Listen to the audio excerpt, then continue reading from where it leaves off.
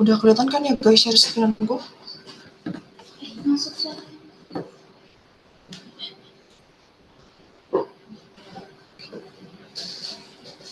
Halo Kak, sudah benar di sini ya? Oke, ya betul sekali. Mau ditunggu ya.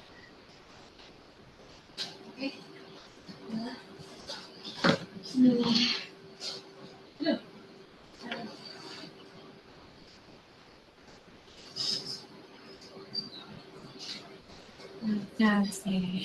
Assalamualaikum warahmatullahi wabarakatuh. Selamat pagi dan salam sejahtera untuk kita semua. Yang kami hormati para dewan juri, para finalis yang terbaik yang kami banggakan.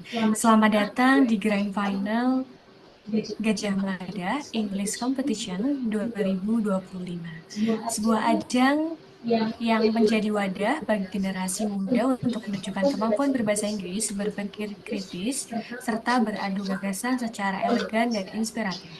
Saya Ara sebagai MC pada hari ini untuk memandu jalannya acara puncak dari rangkaian kompetisi yang diselenggarakan oleh Newscast Innovation.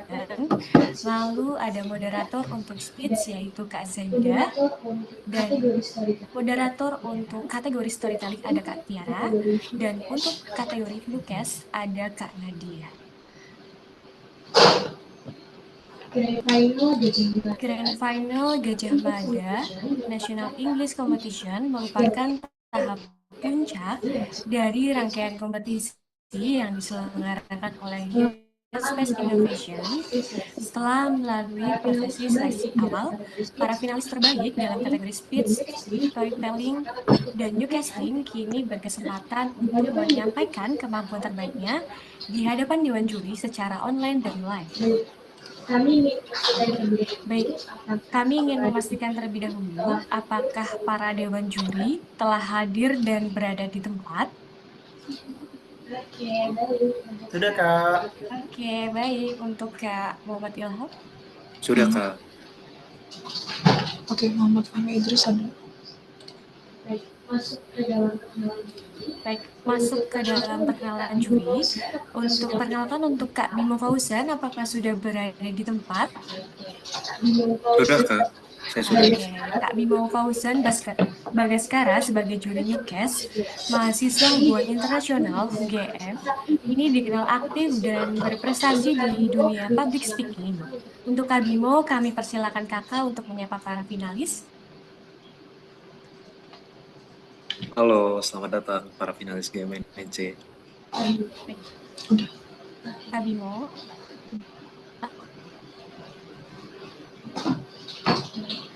Halo. Untuk selanjutnya itu ada Kak Muhammad Ilham sebagai juri storytelling, pendongeng profesional sejak 2018, telah menampilkan di berbagai festival, museum, sekolah, hingga ajang internasional.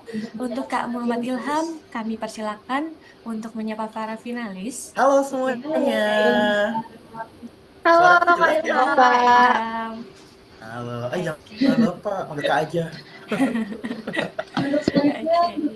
Untuk selanjutnya untuk Kak Muhammad Fahmi Idris sebagai juri speech, apakah sudah berada di tempat?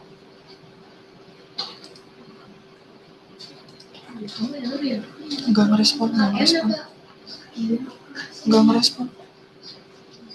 Halo, Kak Fahmi Idris, gitu lagi aja.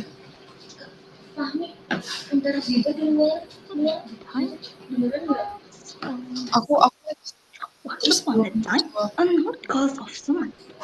Halo, Kak Fahmi Idris, A gitu. poor woman and her son. The boy was called Malin Kunda. They Mbak keluar apa? Oh, tidak.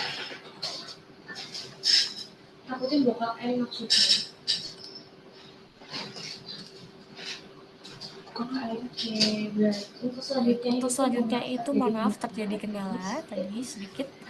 Oke, untuk selanjutnya itu Kak Muhammad Idris sebagai juri speech English tutor yang telah mengajar lebih dari 100 siswa dengan metode interaktif untuk meningkatkan komunikasi dan public speaking.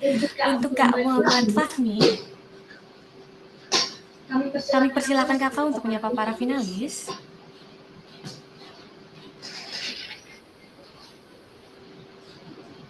Udah Mbak, dia cuma Oke, baik. Sekarang kita masuk ke bagian penjelasan teknis Grand Final.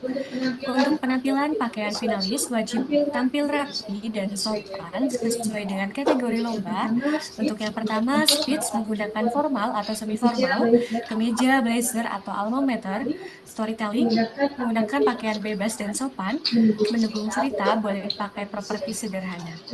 Untuk newscasting, berpakaian formal seperti news anchor, kemeja atau blazer. Aksesori dan properti diperbolehkan jika mendukung penampilan dan tidak mengganggu selama jalannya kompetisi. Untuk teknis penampilan Grand Final, untuk yang pertama, kompetisi dibagi menjadi dalam 3 ruang Zoom terpisah sesuai dengan kategori. Peserta wajib masuk ke ruang Zoom sesuai dengan kategorinya. Untuk yang kedua, gunakan format nama Zoom, kategori underscore nama. Lalu yang ketiga, hadir 15 menit sebelum acara dimulai untuk pengecekan teknis. Lalu yang keempat, finalis akan tampil sesuai dengan urutan yang sudah tersedia. Lalu yang kelima, setiap peserta diberi waktu selama 7 menit untuk penampilan dan 3 menit untuk pertanyaan atau feedback dari juri. Untuk yang keenam, penampilan dilakukan sambil berdiri agar ekspresi dan gestur terlihat dengan optimal. Lalu yang ketujuh, kamera wajib aktif dengan pencahayaan baik dan latar belakang netral atau profesional. Lalu yang kedelapan, mikrofon harus jelas dan dimatikan saat tidak tampil. Lalu yang kesembilan, pastikan koneksi internet stabil. Lalu ada ketentuan tambahan. Untuk yang pertama, keterlambatan 5 menit dari jadwal tampil didiskualifikasi kecuali ada kendala teknis yang disetujui panitia. Lalu yang kedua, pelanggaran seperti plagiarisme, ujaran kebencian, atau tindakan tidak etis akan dikenakan sanksi atau pengurangan nilai hingga diskualifikasi. Lalu yang ketiga, keputusan Dewan Juri bersifat final dan tidak dapat diganggu gugat. Baik, apakah sejauh ini sudah jelas untuk teman-teman para finalis?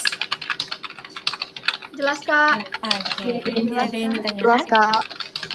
Oke, tanpa berlama-lama lagi, mari kita memasuki acara inti pada hari ini, yaitu penampilan para finalis terbaik Gajah National English Competition. Setiap peserta akan menunjukkan karya terbaik mereka di hadapan Dewan Juri dan para penonton. Kita akan mulai dengan kategori pertama, yaitu storytelling untuk Kak Selin Huang.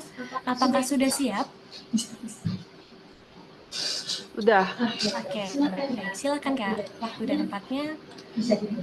sebentar Kak. Oke, Setting kamera dulu. oke, baik.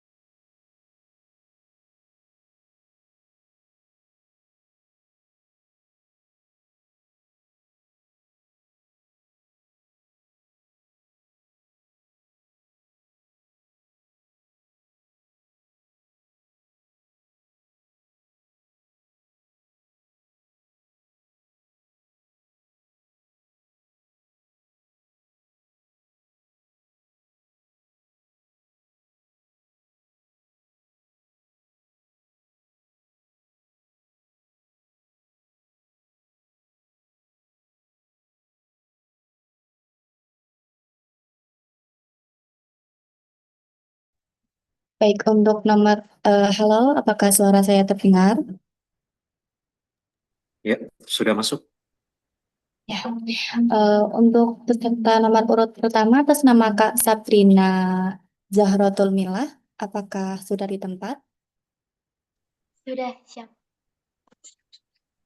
Silahkan untuk bisa open kamera dan dengan posisi berdiri ya Kak. Baik, silahkan bisa dimulai.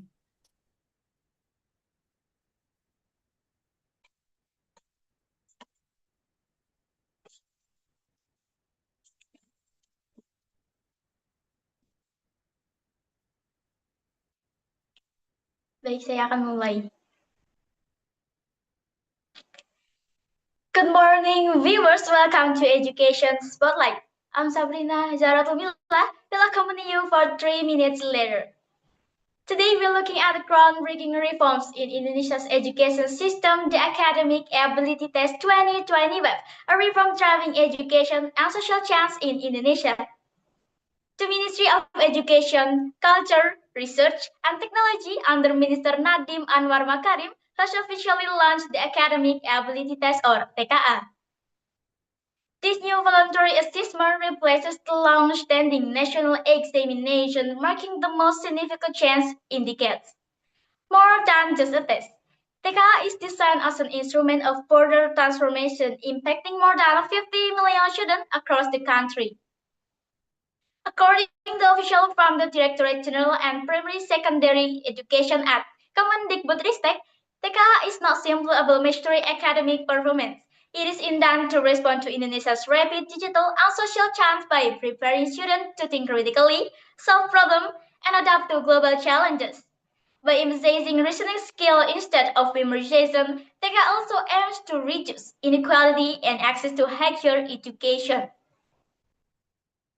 The government has laid off careful implementation timeline. In November 2025, TKA will debut for grade high school and vocational school students with testing scheduled from November 1st to 9th.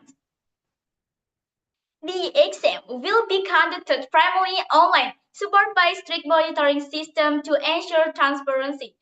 Students will complete standardized questions designed to measure analytical, logical, and quantitative skills. Universities will use TKA result as a key component of their administration process.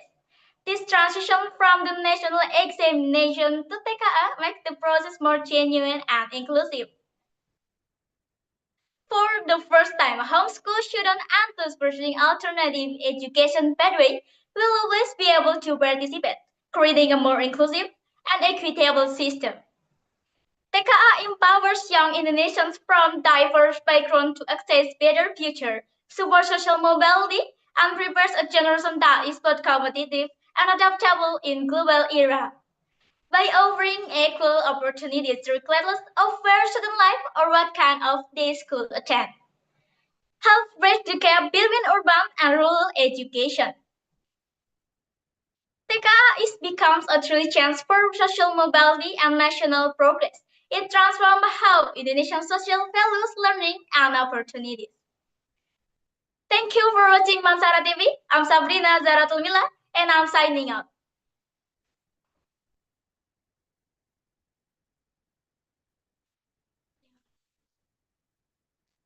Thank you. Terima kasih.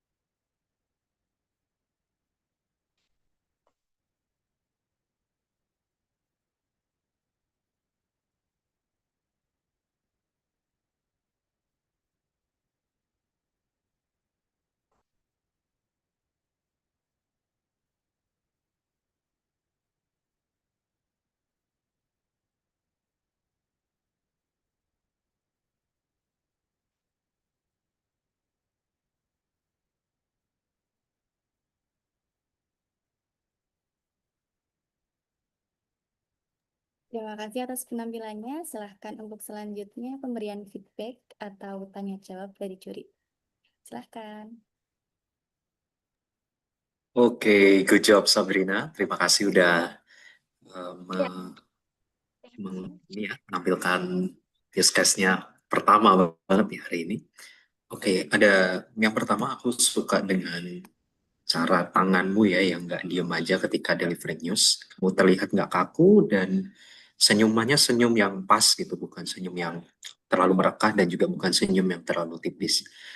Tetapi aku notice ada dua ada satu tadi soal penyebutan TKA ya ketika membacakan berita, karena ini konteksnya adalah membaca berita dalam bahasa Inggris, jadi pronunciation-nya menggunakan bahasa Inggris, TKA ya, bukan TKA.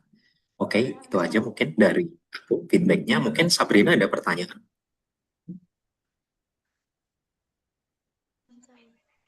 Thank you.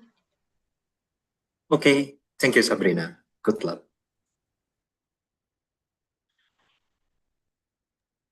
Saya serahkan kembali ke operator ya.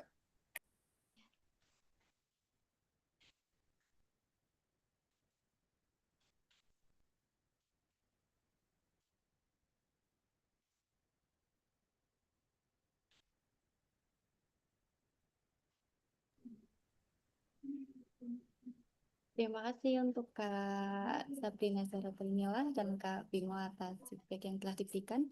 Untuk selanjutnya kita lanjutkan ke peserta kedua, Kak Muhammad Rafa Hanza. Apakah sudah di tempat? Baik Kak, saya izin mematikan kamera. Ya, boleh Kak. Halo, tes. Untuk Kak Muhammad Rafa Kedengeran Hanza, suara apakah sudah siap? Ya, sudah insya Allah.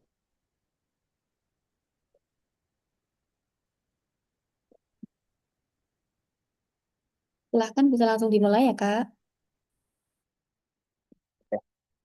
Kedengeran ya? Ini agak kurang jelas kalau nggak pakai headphone. Oke. Good morning, people. I'm Rafa Kanza reporting for Gajah Madani. Millions of children worldwide wake up in panic, not their rooms, not their homes, affected by global conflict. While we sit comfortably today, we refer to them as refugees, and their numbers continue to grow. That makes our headline today. Conflict is the reason for the refugee crisis in history. Let's analyze the details.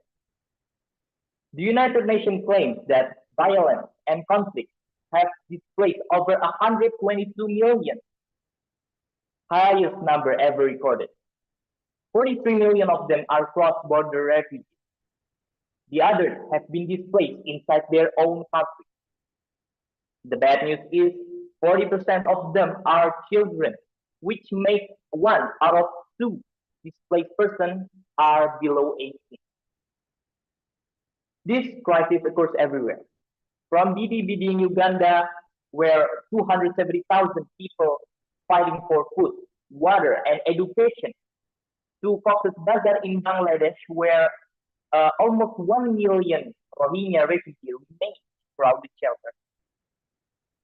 But there's a story behind every number, and there's a faith behind every story. Paduma Bukar, a young Somali refugee living in Ethiopia, is one of those faiths. She created art out of her suffering. The French embassy chose her mural. Her voice traveled the world from a refugee camp.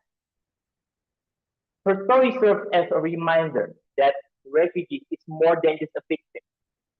They are survivors, creators, and also a leader. Imagine what millions of young people might do if only one young refugee could inspire the entire world. Young people don't wait. They take action. Blood drives are organized by students in Ukraine. Youth volunteers bring medicine to Sudan. In Uganda, classes are given by young teachers in camps. Act Now and Peace Begins With Me are 2 social media campaigns that motivate millions worldwide. One post or video has the power to move people and influence their opinion. Young officers give a new ideas even in UN peacekeeping. Young women make sure the most vulnerable receive food and medication. Youth have the ability to transform conflict into empathy and hopelessness into solution. And we come to one obvious conclusion to this action. Ladies and gentlemen, young people create hope when words create refuge. One of the biggest problems in our world is refugee crisis. However, young people show that age is not a factor to help others. It's about bravery and it's about action. I'm Rafa Kanza reporting for Gajah Mada News. Additionally, keep in mind that peace is not just possible. It is unstoppable when youth are involved. Thank you.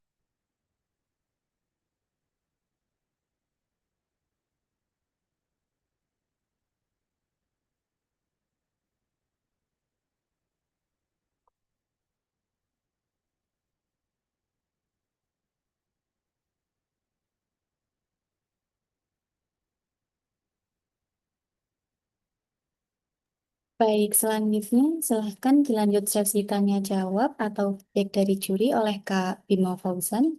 Silakan Kak. Oke, terima kasih moderator. Oke, thank you kan Rafa Kanza ya. Oke, good job buat delivering the news. Bagus. Dan ada dua hal yang aku notice. Yang pertama, aku suka dengan kreativitasmu untuk membawa naskah berita di tangan ya. Itu benar-benar salah satu contoh yang bagus ketika membaca news anchor, sebagai news anchor ketika dalam posisi berdiri. Yang kedua juga ini beritanya soal perang dan refugees ya. Dan kamu membawakannya dengan mimik dan muka wajah yang serius.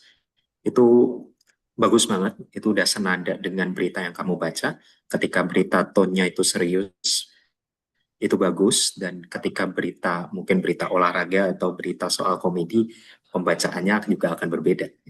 Lalu mungkin satu hal yang mungkin saran dari aku ketika membaca beberapa angka ya, seperti where 270,000 people, 43 million of them are cross-border refugees. Nah, itu mungkin nanti perlu penekanan yang lebih lanjut ya ketika membaca berita, karena hal seperti itu yang dibutuhkan oleh audiens.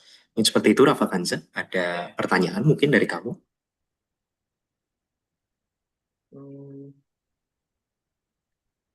Jauh ini nggak ada juga. Oke, good. Thank you, Rafa Kanza. Saya kembalikan ke operator. Izin oke, Mas.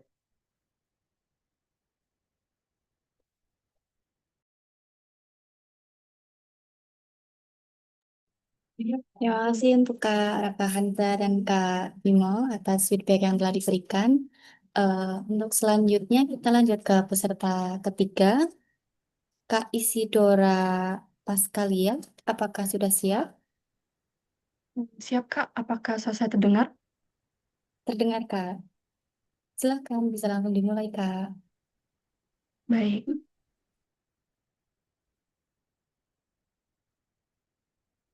Good morning, the honorable judges and all the commoners. First of all, let me introduce myself. My name is Dora Pascalia, and I'm from UPN Veteran Yogyakarta. In these occasions, I'm going to deliver my news about the challenges of implementing AI curriculum in the age of educational transformations. And I will start my news in 3, 2, 1. Good morning, viewers. Welcome to Youth Spirit News. I'm Mr. Pascalia. Our first newsworthy events come from Indonesia, and here's the news in details.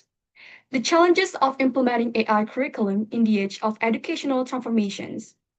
The government of Indonesia has taken a bold step by introducing an artificial intelligence curriculum across schools, ranging from elementary to vocational high schools, starting in 2025 academic year. This policy finalized in a limited cabinet meeting with the Minister of Education and was formally announced at the Creative Job Opportunity with AI Forum at Bina Nusantara University. On these occasions, the Vice President Gibran Rakabuming Raka underscored that AI is not merely a tool for generating images or videos, but a cornerstone for future creativity, job creation, and the nation's competitiveness. Yet, behind this progressive initiative lies a crucial question. Is Indonesia's education system truly prepared in terms of teachers, infrastructure, and equitable access? The academic framework outlines that the AI curriculum will encompass the fundamentals of artificial intelligence, the ethics of technology, as well as practical applications, including text-based programming and real-life use cases. However, despite this comprehensive design, significant challenges remain, particularly concerning the digital divide. Based on the data from the Ministry of Communication and Information, shows that 2024 Indonesian Digital Society Index (IMDI) recorded a national average score just 43.34, placing it with the medium category. Of the 38 provinces, only 5 achieve high digital capability, including Jakarta with a score of 50.5, Bali 49.05, Bangka Belitung Island 47.761, Central Java 47.42, and Yogyakarta 47.1. Meanwhile, Papua remains in the low category. From the infrastructure side, internet access has indeed reached 79.5% of Indonesia's populations. However, only 30.5% of users are from rural areas, while most schools are located in frontier, outermost, and disadvantaged regions that still struggle with limited electricity and connectivity. The 2024 ITU report also reveals a significant global gap. High-income countries enjoy internet access up to 93%, while low-income countries only reach 27%. Indonesia itself ranks 7 out of 10 Southeast Asian countries in the Inclusive Internet Index, showing that infrastructure readiness and digital affordability remain uneven. Another challenge is the low level of digital literacy. Data shows that only 48.1% of internet users in Indonesia are accustomed to verify information, while the majority, 84.5%, use the internet mainly for social media and instant messaging. These conditions become risky when generative AI is applied in education. With instant answers available, students may become passive, weakening their ability to read, verify, and think critically. The Ministry of Education has also warned the main weakness of AI in schools lies in information's accuracy and cannot always be guaranteed, as well as the tendency for students to become less active in learning. To ensure the AI curriculum does not remain just a slogan, the government needs a comprehensive strategy. Digital infrastructure must be expanded through projects such as powering and renewable electricity in remote areas. The curriculum should also be implemented in stages. Elementary schools focusing on basic logic, junior high schools on visual platforms such as Scratch, while senior high school learns simple programming along with AI ethics. Teachers must receive comprehensive training, both technical and methodological, with support from university and industry. The curriculum should also emphasize ethics, digital literacy, and 21st century skills. In addition, multi-stakeholder collaboration involving industry, universities, and local communities is essential. With a well-prepared and inclusive strategy, the AI curriculum has the potential to foster a generation that is critical, adaptive, ethical, and competitive on the global stage. Well, viewers, those are news I could present to you today. Thanks so much for your watching these channels. Don't forget to check our websites for updates on this news and other stories. Stay safe and have a good day. I'm Isidora Pascalia, signing off. I think that's all from me. I'm ready for any feedback from the judges.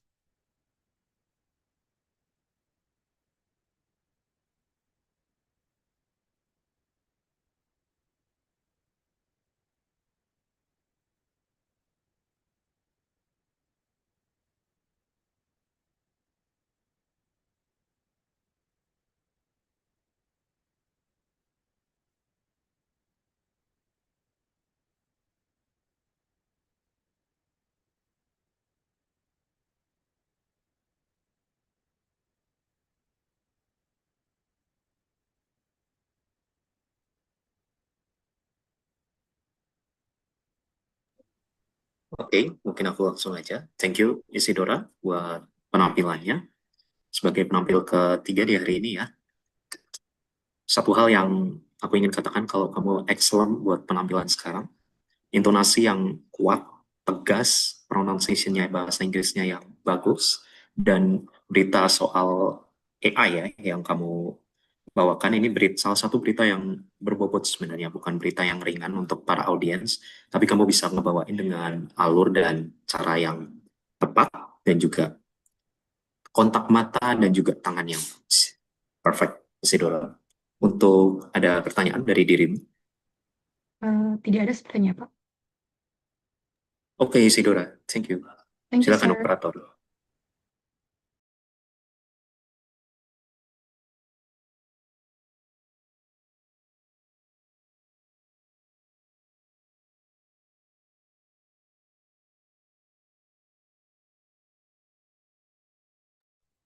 Baik, terima kasih untuk Kak Isidora dan Kak Bima atas feedback yang telah diberikan. Selanjutnya, eh, kita ke peserta nomor 4, Kak Adinda Lintang Wulandari, apakah sudah siap?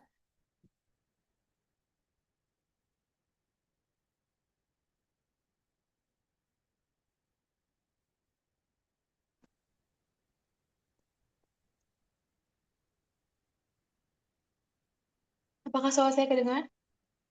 Sudah terdengar, Kak. Baik. Silahkan bisa langsung dimulai ya, Kak.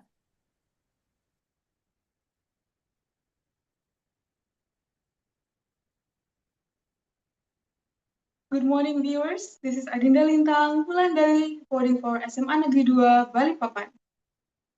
Today, we bring you a story that goes beyond borders.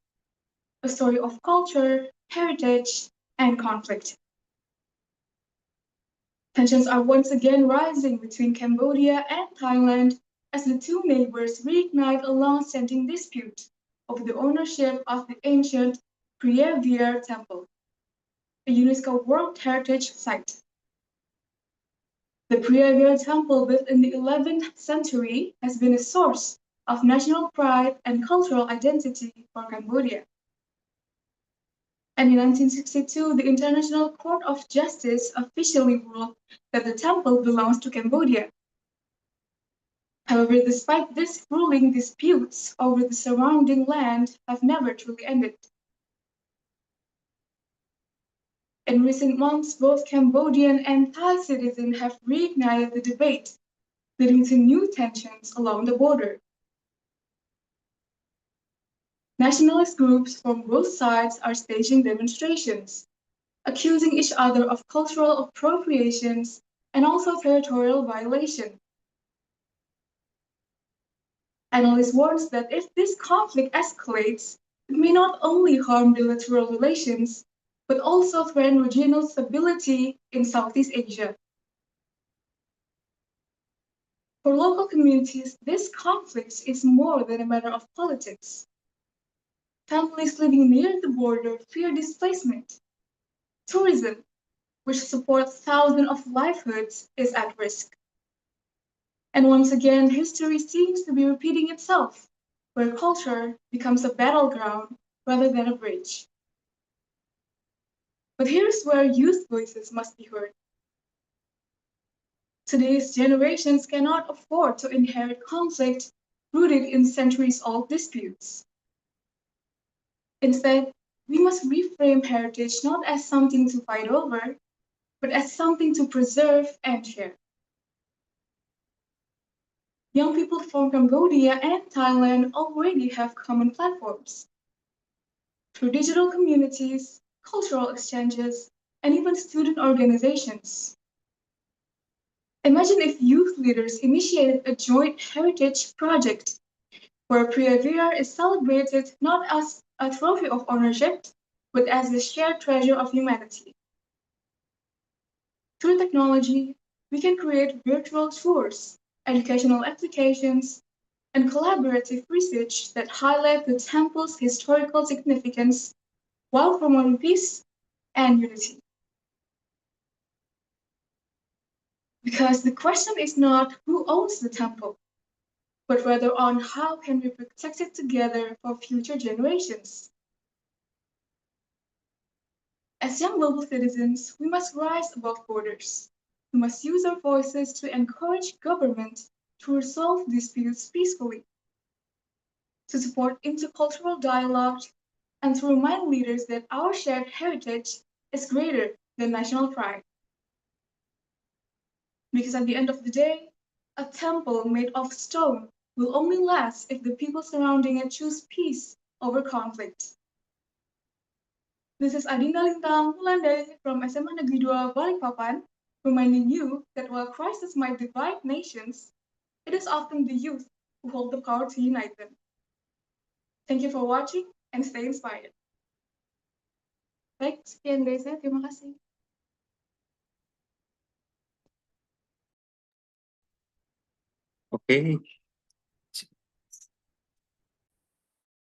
Oke, thank you, Adinda. Good job. Berita yang bagus dan juga edukatif mengangkat soal when culture becomes conflict.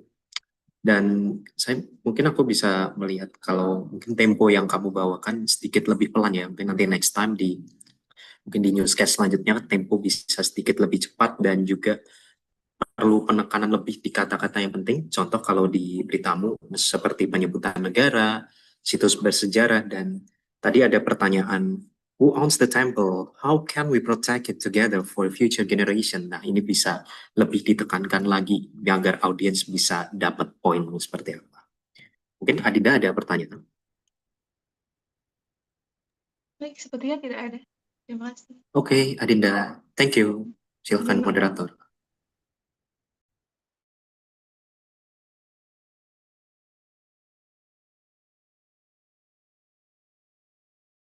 Terima kasih untuk Kak Adinda Lintang Wulandari dan Kak Bimo Fauzan atas feedback yang telah diberikan. Untuk selanjutnya kita ke peserta Kak Putri Syura Isma Raisya. Apakah sudah siap?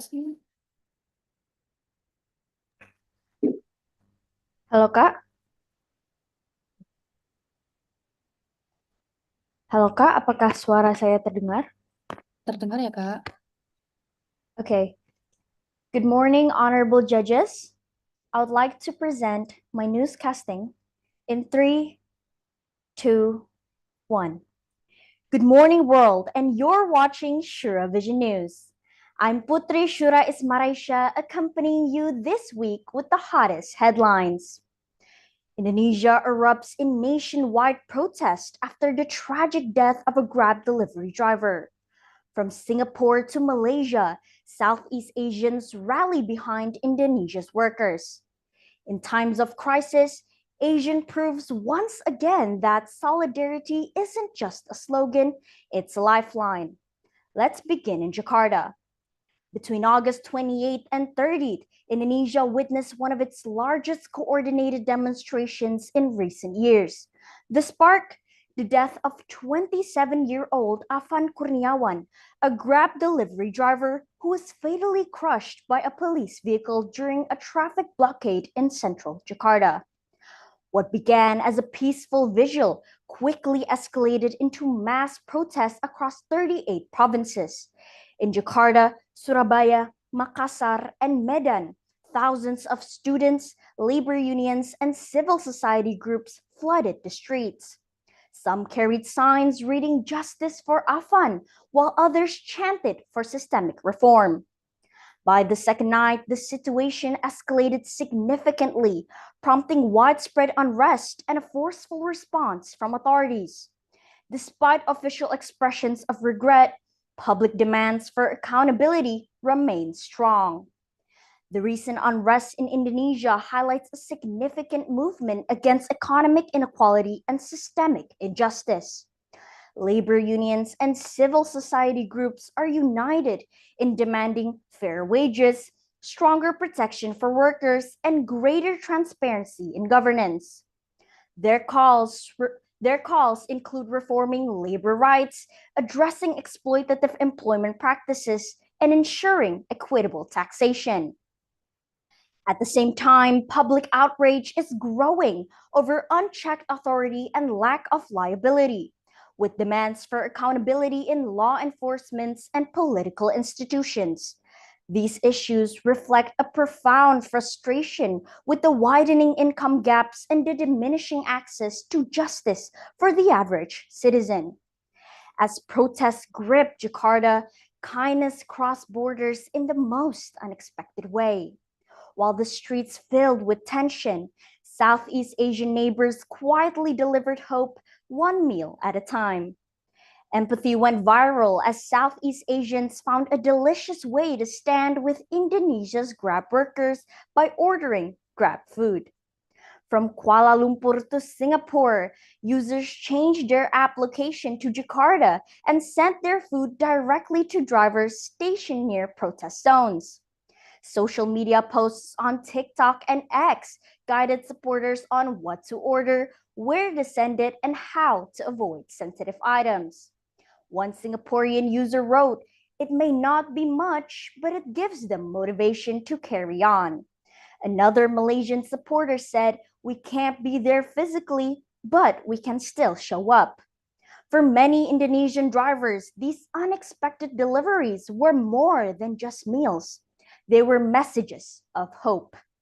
Grab drivers across Indonesia have responded with deep gratitude and emotion to the unexpected wave of support from Southeast Asian neighbors.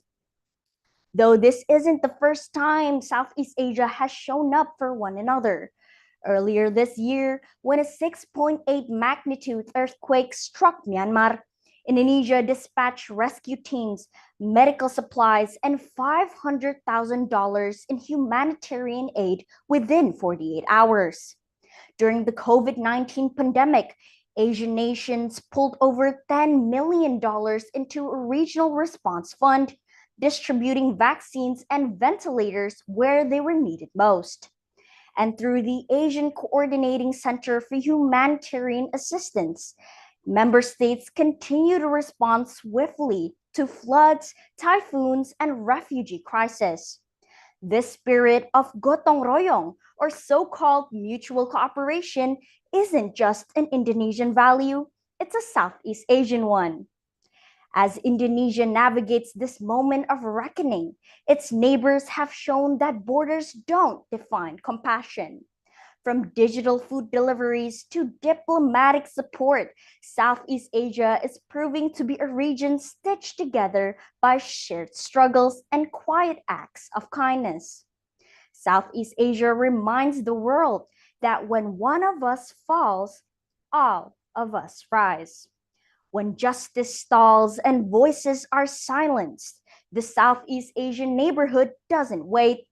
It mobilizes, it delivers, and it demands change together. We'll continue to follow this story as it unfolds. Until then, stay safe, stay informed, and stay connected. I'm Putri Shura Ismaresha, and I'll see you tomorrow. Thank you.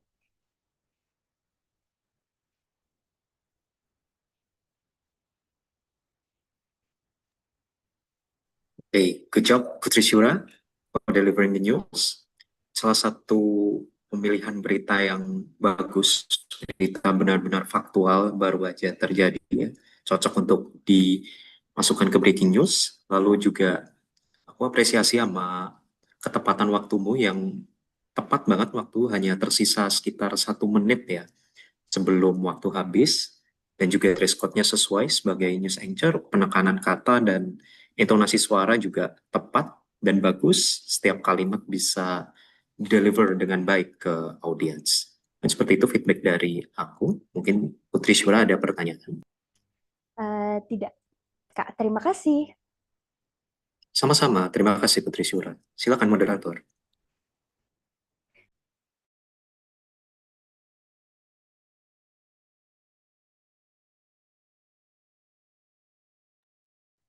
Terima kasih untuk Kak Putri Syura dan Kak Bimo atas feedback yang telah diberikan.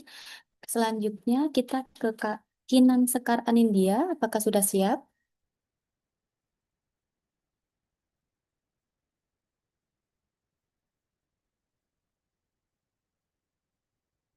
Halo Kak, aku bisa dengar suara saya?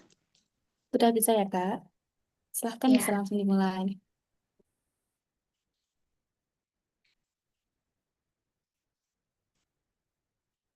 Good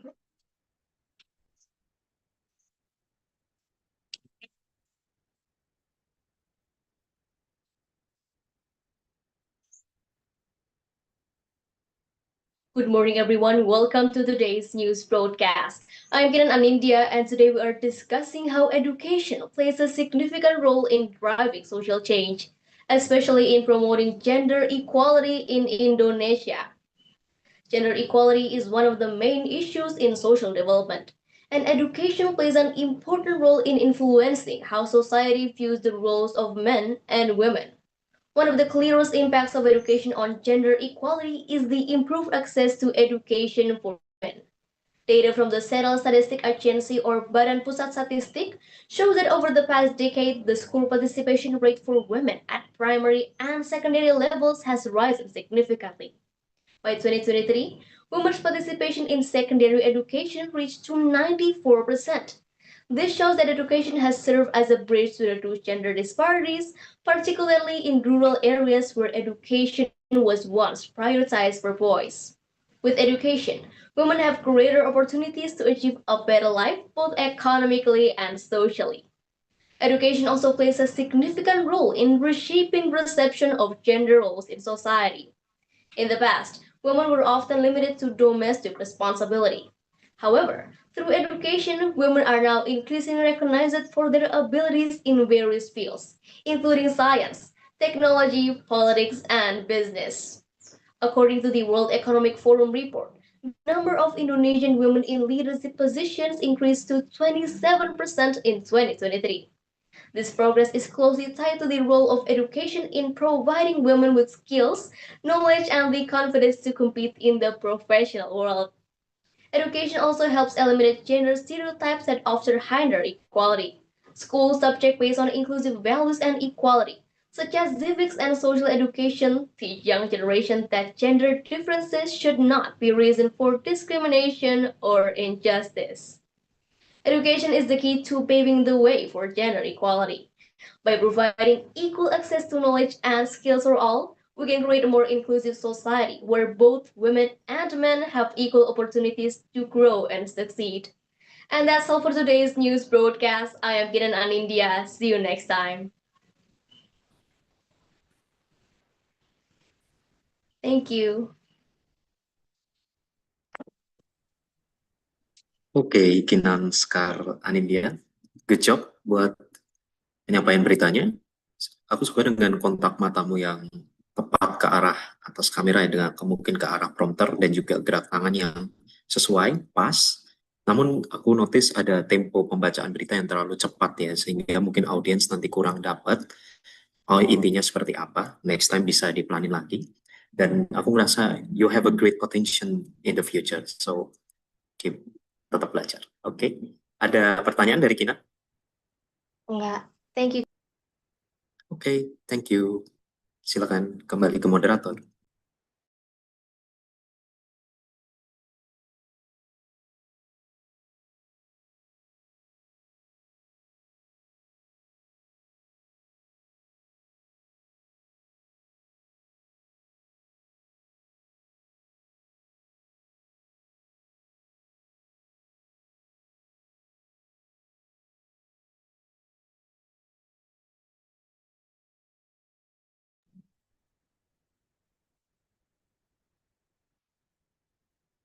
Terima kasih untuk Kak Kinan Sekar dan Kak Bima atas feedback yang telah diberikan. Selanjutnya kita ke Kak Jessica Hester Sumpau. Apakah sudah siap? Sudah, Kak. Silakan bisa langsung dulu.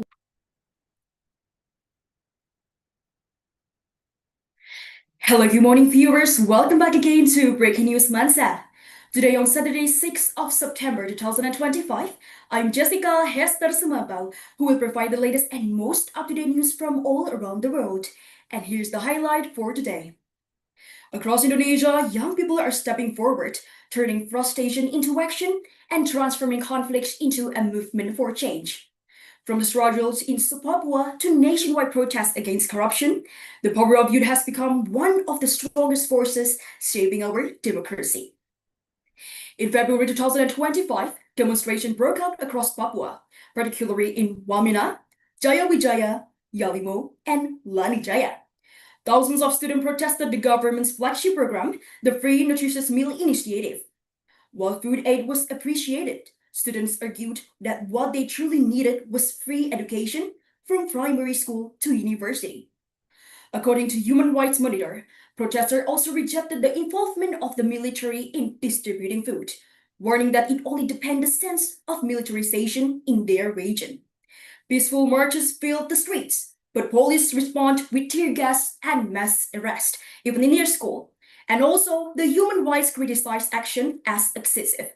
They not only reject what they consider to be short-term policies, but also over a solution: education, not militarization. Even some documented the protests alive on social media so the world could see their struggle. Their courage is a powerful reminder that young people can turn protest into a call for dignity and equality. Just a few months later, at the end of August 2025, another wave of protests shocked Indonesia. This time, the protests were not only related to education, but also corruption and injustice at the national level. Anger erupted after the House of Representatives salaries were raised by 3 million rupiah, and the revelation of luxurious housing allowance members of parliaments, which were reported to be nearly 10 times the minimum wage in Jakarta. Disappointment grew after the tragic death of Aban Kurniawan, a 21-year-old food delivery driver who was hit and killed by an armored police vehicle in the demonstration in Jakarta. According to Reuters and AP News, the protest quickly spread from the capital to other cities in Indonesia, involving tens to thousands of students and workers. This movement became one of the largest youth movements in Indonesia since the reform era. Moreover, the incident led to the emergence of irresponsible individuals who disrupted public order. This led to more deaths and even created division between the community and the police, which was not the main focus of the demonstration.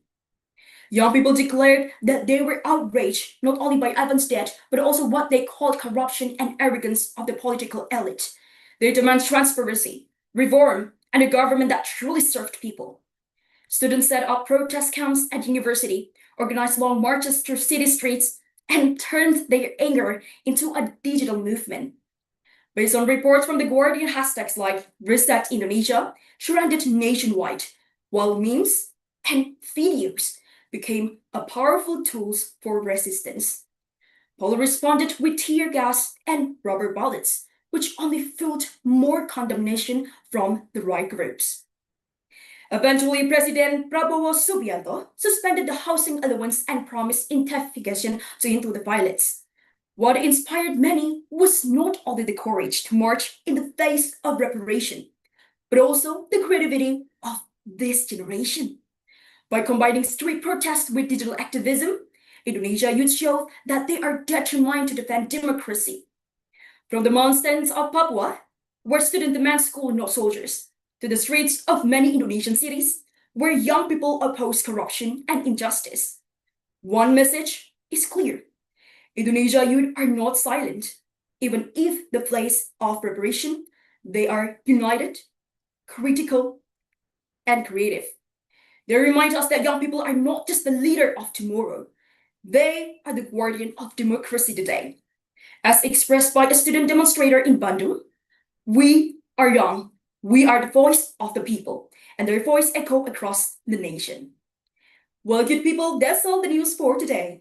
And for more information, please visit our website on www.breakingnewsmansa.com. And I'm Jessica Hester. Thank you so much for watching and have a great day. I think that's all for me. Thank you. Oke, Jessica Hester Sumampo. Pembacaan berita yang bagus, perfect, excellent. Pemilihan berita yang faktual bagus banget. Dan juga kamu bisa selesai tepat waktu, di waktu kisaran selesai sisa 2 menit. Dan intonasi suara dan penekanannya yang pas dan tepat juga. Satu hal yang aku notice yang bagus banget yaitu kamu bisa sangat ekspresif muka dan tangannya, tetapi tetap pada koridor pembawaan berita yang bagus. Oke, mungkin itu feedback dari aku. Jessica ada pertanyaan maybe? No, thank you. Thank you so much, judges. Oke, thank you Jessica. Silakan moderator.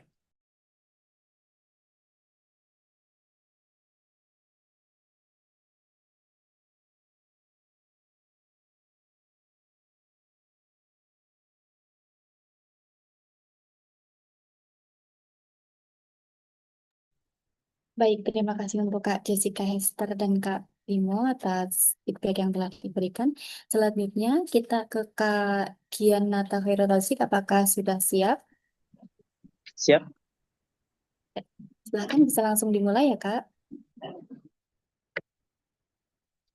Guess is back again. We are back, celebrate. Good morning, viewers. This is Gianata, and you're watching FM News.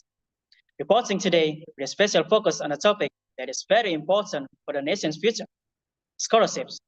In a world where education often depends on money, scholarships have become not only financial help, but also a key to social change and equal opportunities. Tuition fees, books, and social tuition fees, books, and housing and daily needs are often burdens of the nation's future. Because here, scholarships play a big role. From community development, here, scholarships play a big role.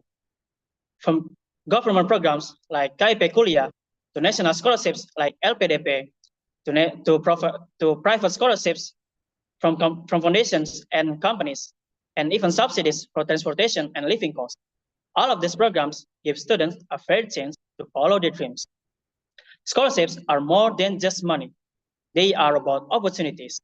They make it possible for students, for children of farmers, fishermen, and factory workers to stand shoulder to shoulder with children of professionals. Education is not only about personal success, it is also about community development. When a student gets scholarships, the impact goes beyond the individuals. It touches their families, their neighborhood, and sometimes the whole village. Many scholarships holders return home after graduation. They becoming teachers, nurses, entrepreneurs, and leaders. They bring back knowledge, skills, and inspiration. In this way, scholarships help break the cycle of poverty, reduce social inequality, and create bridges between different groups of society. Ladies and gentlemen, the long-term effect of scholarships cannot be ignored. A nation's strength lies in the quality of its people. Countries that give many scholarships are often leaders in social and global progress. Why? Because scholarships support critical thinkers, researchers, and innovators who can compete in the world. Indonesia, with its big potential, must empower its youth through education, and scholarships are one of the strongest tools to reach this goal. Meet Dava, a student from Ronggolawe University of Tuban, who lives in a small village with very limited money. His parents could hardly afford his school, and college looked impossible. But with scholarships, Dava not only finished his degree, he's also got master's scholarship abroad. Today, he has returned to Indonesia as a teacher. Stories like Dava are not rare. Across the nation, thousands of students prove that financial support and determination can change lives, families, and communities. In conclusion, scholarships are not just about financial aid. They are about hope, equality, and transformation. They open access to education, reduce inequality, and build the foundation of the nation's future. Supporting scholarships means supporting the future. That was today's report on scholarships as the key to education and social change. This is Gianata reporting from FM News. Thank you for your attention and see you next time.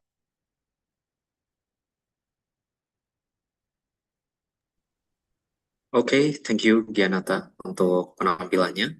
Mungkin next time pemilihan berita bisa lebih spesifik ya Gianata ya, karena di sini kamu terkesan seperti menjelaskan scholarship alih-alih membawakan berita soal scholarship itu sendiri. Dan kemudian juga untuk penggunaan bahasa Inggris pada singkatan, tadi ada LPDP, itu bisa disebut sebagai LPDP ya saat membacakan berita bahasa Inggris. Mungkin seperti itu Gianata, ada pertanyaan dari kamu? Cukup. Oke, thank you Gianata. Kembali ke moderator.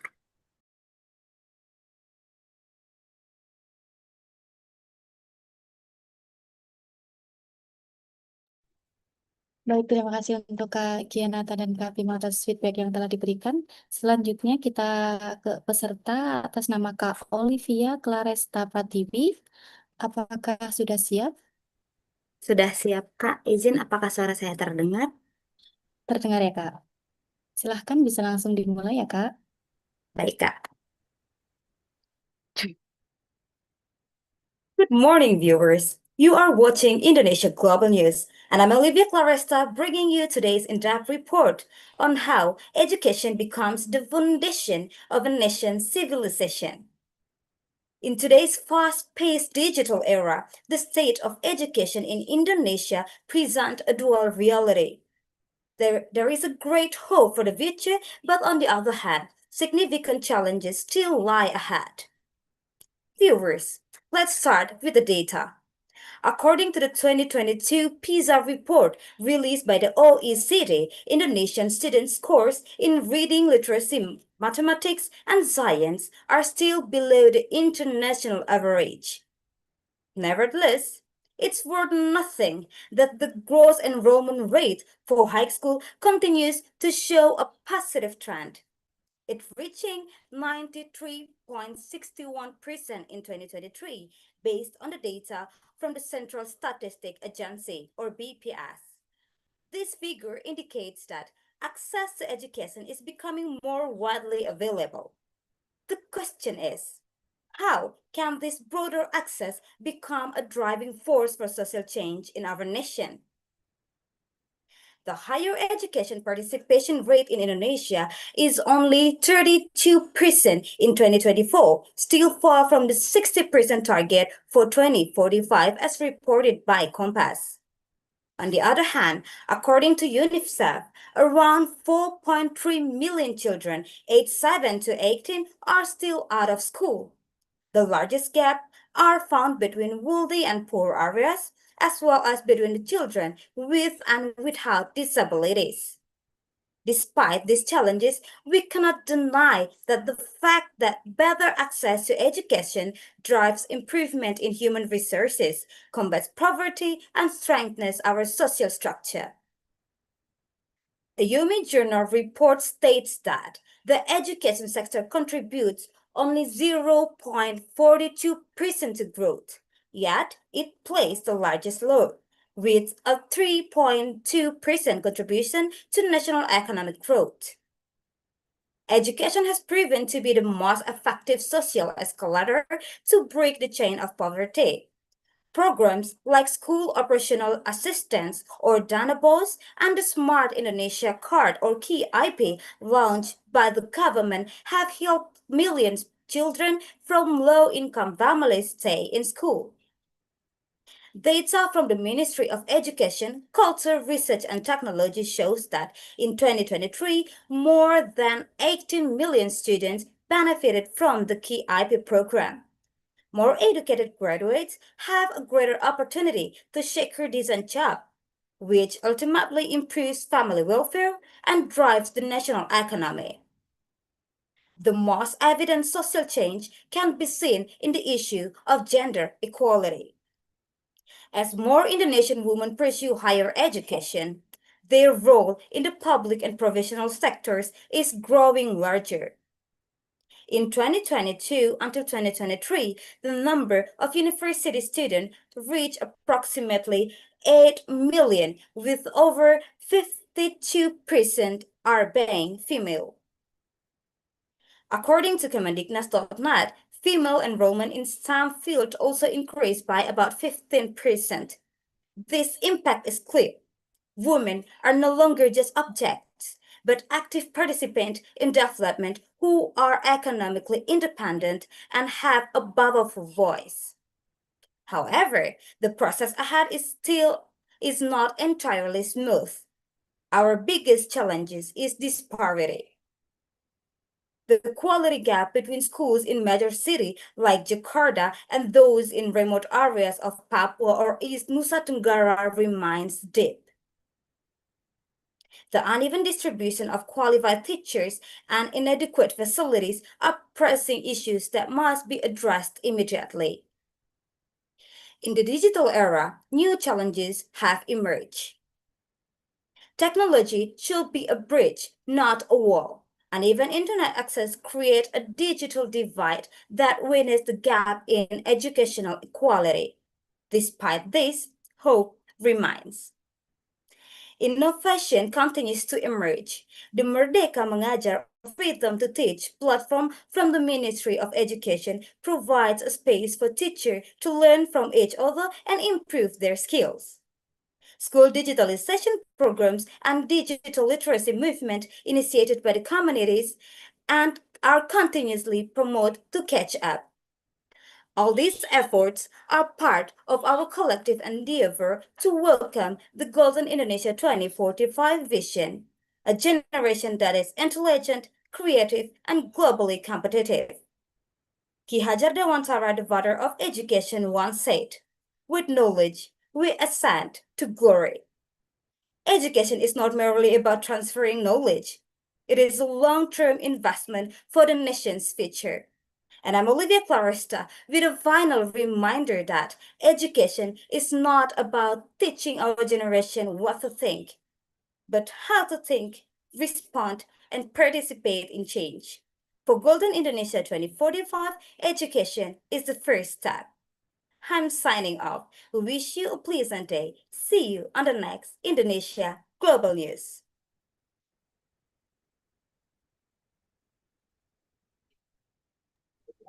Oke, Olivia Claresta, good job untuk pembawaan berita yang pas banget, 1 menit, tersisa 1 menit sebelum waktu selesai, good job. Dan juga aku notice ada tanganmu yang membawa naskah berita, itu cocok buat untuk sebagai news anchor, dan juga raut muka yang tepat ya, sesuai dengan jenis berita yang berbicara soal edukasi.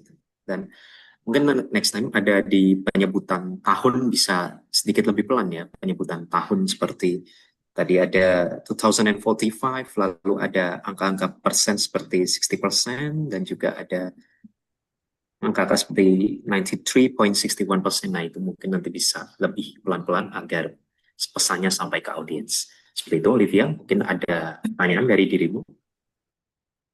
Tidak ada. Terima kasih. Oke. Good job. Thank you, Olivia. Silakan moderator.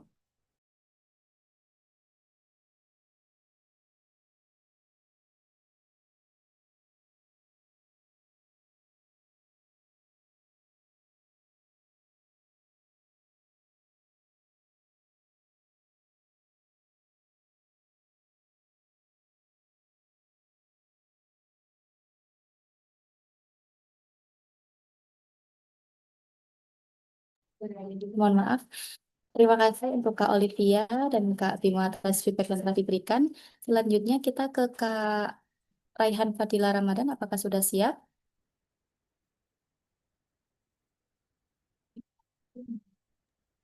Sudah siap. Apakah terdengar suara saya? Terdengar, Kak. Silahkan bisa langsung dimulai ya, Kak.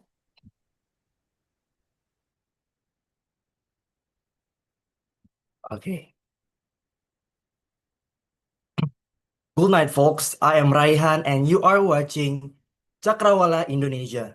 The Ministry of Education, Culture, Research, and Technology has reminded the public about the crucial role of education in driving social change across Indonesia.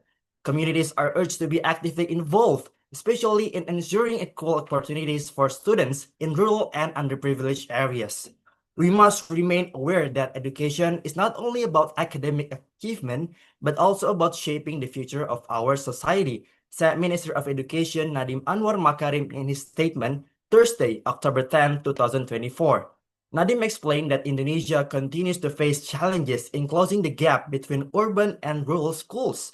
He emphasized that limited infrastructure, a shortage of qualified teachers, and unequal access to digital technology remain pressing issues. This gap could widen inequality in our nation if we do not act together, he added. The government has raised the status of its flagship program, Merdeka Belajar.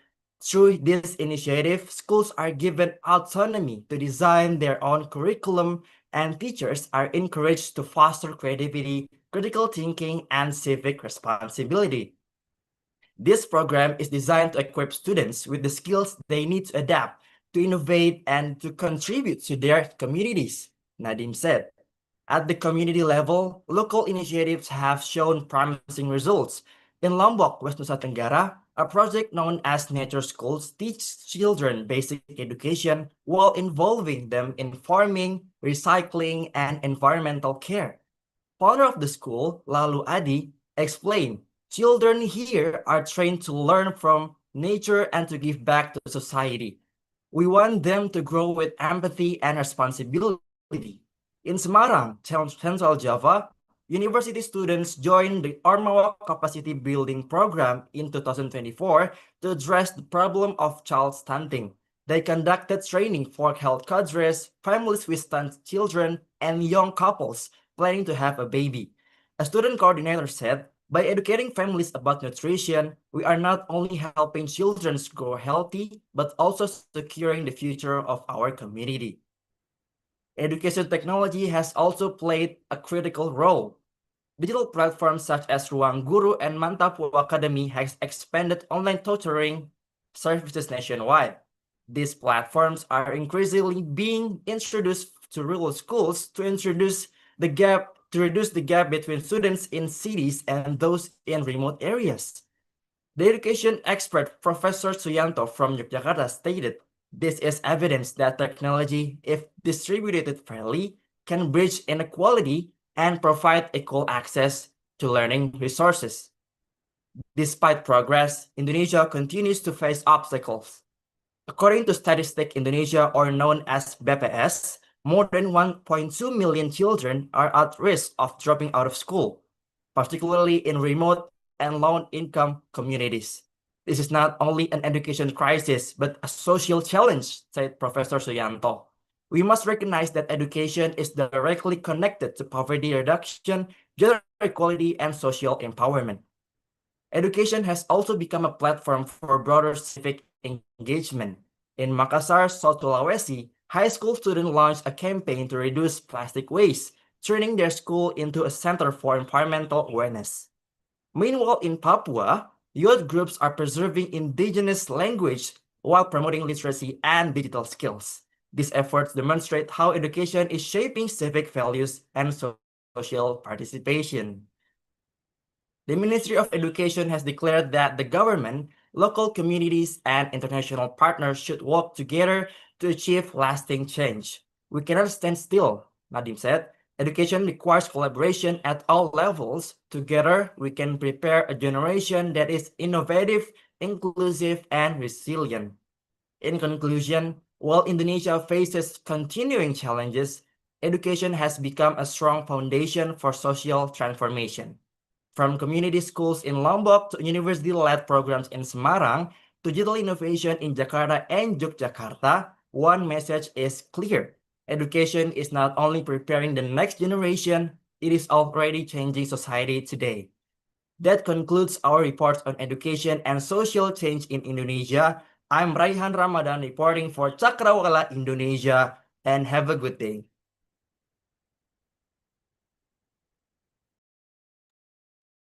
Oke, good job, Royhan Fadilah Ramadan ya.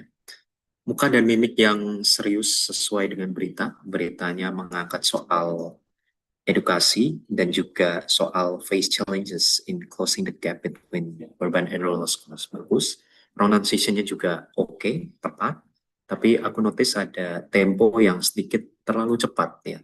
Terutama di kata-kata seperti tadi ada perkataan dari Menteri Nadiem dan juga ada founder of the school lalu Adi, itu bisa lebih pelan lagi ya agar pesannya bisa sampai ke audiens.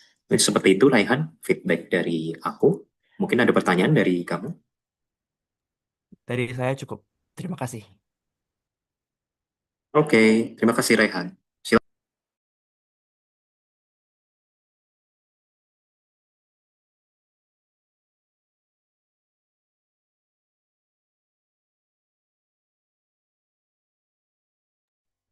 Oke, terima kasih untuk Kak Raihan, Fadilah, dan Kak Bima atas feedback yang telah diberikan.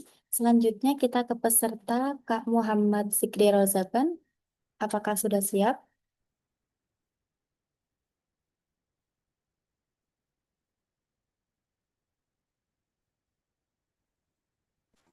Ya. Baik, silahkan bisa langsung dimulai ya, Kak. Siap. Good afternoon, viewers. I am Dik Rajaban. We now move on to the information that has become the main focus. Youth are now leading a new wave of demands. This movement isn't just an ordinary protest, it's a manifestation of deep-seated anxieties about the political and social issues plaguing the nation. A movement called 17+8 Demands of the People has gone viral on various social media platforms calling for fundamental reforms. This movement was initiated by a number of prominent young activists and influencers.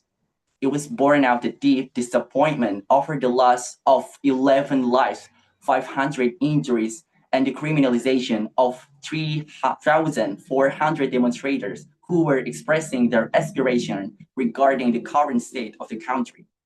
The 17+8 Demands of the People movement submitted their list of demands directly to the House of Representatives, or DPR, in Jakarta on Thursday, September 4, 2025.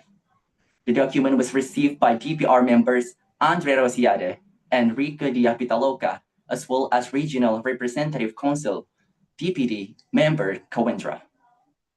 The movement initiators emphasized that submitting the physical document was intended to eliminate any excuse for the government to claim that demands had not been formally received.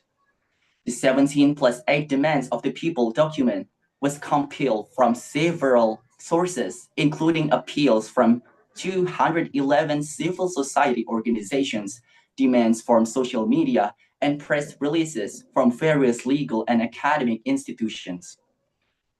The points were chosen based on a specific criteria, a focus on a quick response to police brutality, policies that frequently appear in various demands, and a clear bias towards workers. Despite the finalized list, the initiators stress that the document is a living document.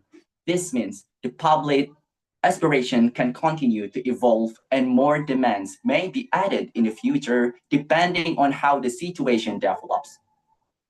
They highlighted that the demands have become a symbol of the people's aspirations that the government must hear.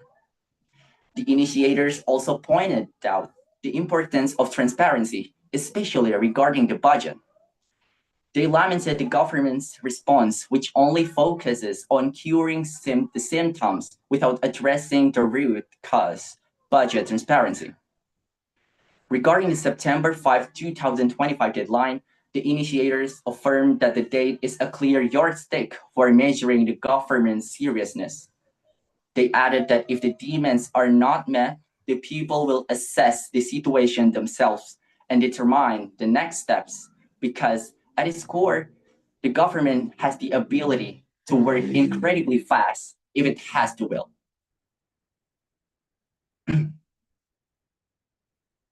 In response to the submission, Andre Rosiade stated that the DPR is very open to the public's aspirations. He also mentioned several points that have already been agreed upon, such as the abolition of allowances and moratorium and on overseas business trips, which align with the people's demands. Andre added that the DPR will undergo a transformation in the future to become better in accordance with the demands and hopes of the people. Rike Dia Pitaloka, who was also present, expressed her deep condolences for the victims. She also added several other issues that the DPR is currently fighting for, such as lowering the price of basic necessities, rejecting food imports, and rejecting the increase in BPJS premiums. Nevertheless, the initiators of the 17+8 movement continue to demand concrete proof and will keep monitoring all the demands, not only those directed at the DPR, but also at other institutions. This movement proves that the younger generation is no longer apathetic about crucial issues. They are taking action, using their platforms to voice change and demanding accountability from the nation's leaders. Viewers, this 17+8 movement is proof that young people and the public care about the nation's future. These demands are a call for the government to be more open and accountable. Now, all eyes are on the DPR. Will they take this demand seriously? We will continue to report on the developments. Please stay with us. I am Dikri Rajaban. Have a great day. Sudah, Kak. Terima kasih. Oke, Muhammad Dikri Rojaban. Oke, bagus banget pembacaan berita yang bagus dan aku senang dengan pemilihan berita yang 70+8 ini benar-benar faktual dan sangat bagus, dan juga kamu juga menambahkan respon dari your people di dalam berita itu, pronunciation-nya juga oke, dan juga singkatan-singkatan juga dibaca dalam bahasa Inggris. Great, Dikri Rojaban. Mungkin ada pertanyaan dari dirimu? I think no. Terima kasih, Kak. Oke, thank you, Dikri Rojaban. Siap, Saya thank you, kembalikan Kak. ke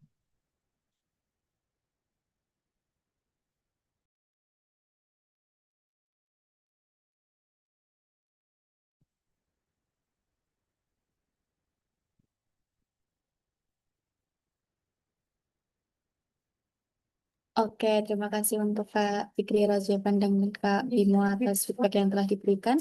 Selanjutnya kita ke peserta Kak Gazi Aji Al-Ghifari. Apakah sudah siap, Kak? Yes, I'm ready. Baik. Silahkan bisa langsung dimulai ya, Kak.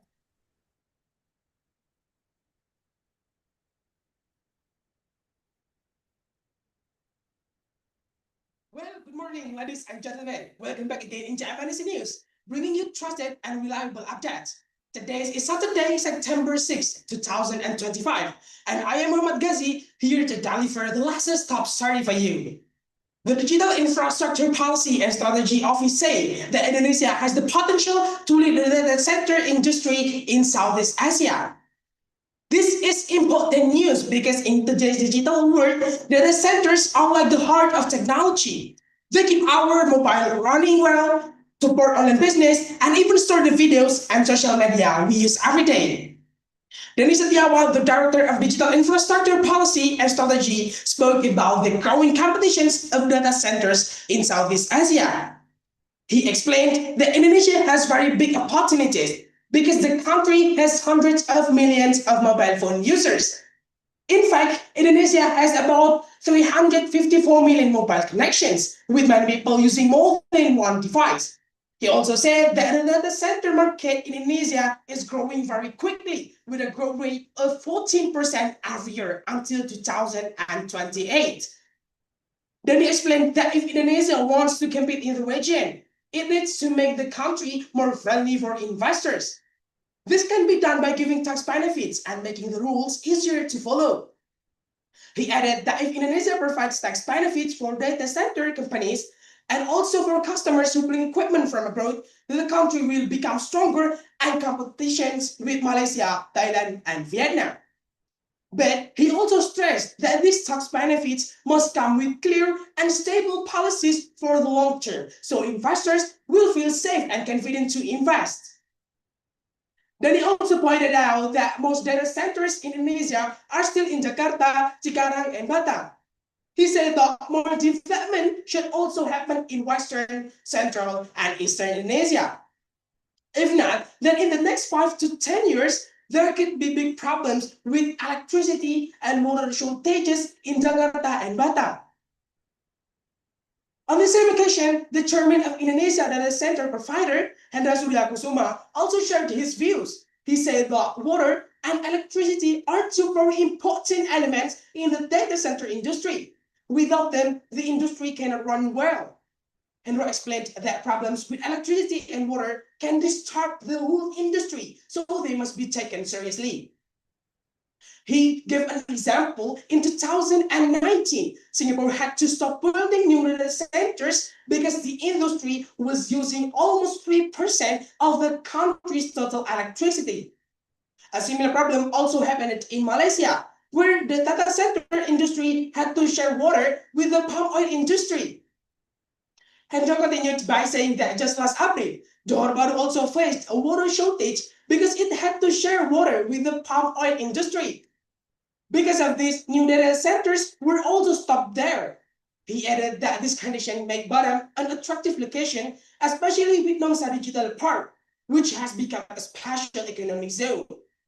This makes Batam stand out compared to other regions. Then he also explained that the best place to build a data center is close to the landing point of the undersea cable system. This will make data travel faster and reduce delays. He also said that the use of green energy or clean energy is very important to bring in investors. According to him, Indonesia needs a national system to collect information about the location and capacity of data centers. He explained that this kind of system will help create a clear and focused plan for future growth. By 2030, experts predict that the data center and cloud market in ASEAN could reach 600 billion US dollars and may even pass 1 trillion if supported by the right policies. For Indonesia, the market value is expected to grow from $2.52 billion in 2025 to $5.82 billion in 2030. At this moment, Indonesia's data center capacity is about 500 megawatts, but according to Structure Research, the country should ideally have 2,700 megawatts. This shows that Indonesia still have a big gap, but at the same time, a very big opportunity. In short, Indonesia has the resources, the market, and the chance to become a leader in Southeast Asia digital future. But to reach that goal, the country must prepare its policies, its infrastructure, and its long term. And that's all for today's top story on GMNEC News. Once again, I am Muhammad Ghazi. For more information, please visit our website at www.gmnec.com. Thank you for tuning in, and until we meet again, have a pleasant day ahead. Thank you. Oke, Muhammad Ghazi Al-Ghifari. Oke, good job untuk pembawaan beritanya. Satu hal yang aku notice adalah posisimu ketika membacakan berita sebagai news anchor itu proper banget. Tadi juga berdiri, membawakan naskah berita, pakaiannya formal, rambut rapi, itu cocok, bagus banget untuk news anchor. Dan namun terlalu ekspresif ya aku lihat, dan terkadang temponya terlalu cepat sehingga angka-angka yang disebutkan di dalam berita jadi kurang detail, sehingga audiens mungkin kurang dapat insight yang kamu bawakan. Seperti itu, Muhammad Ghazi, ada yang ingin kamu tanyakan atau sampaikan? No, thank you. Oke, thank you, Ghazi. Yes. Silakan moderator.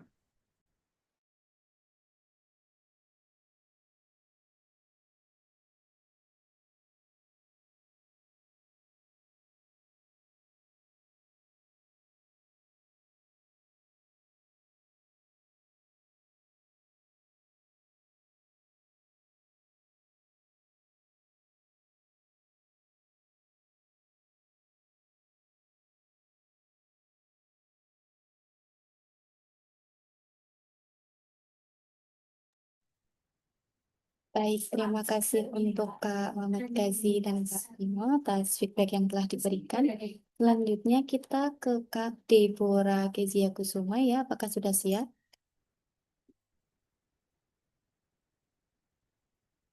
Ya, Kak, tunggu sebentar ya.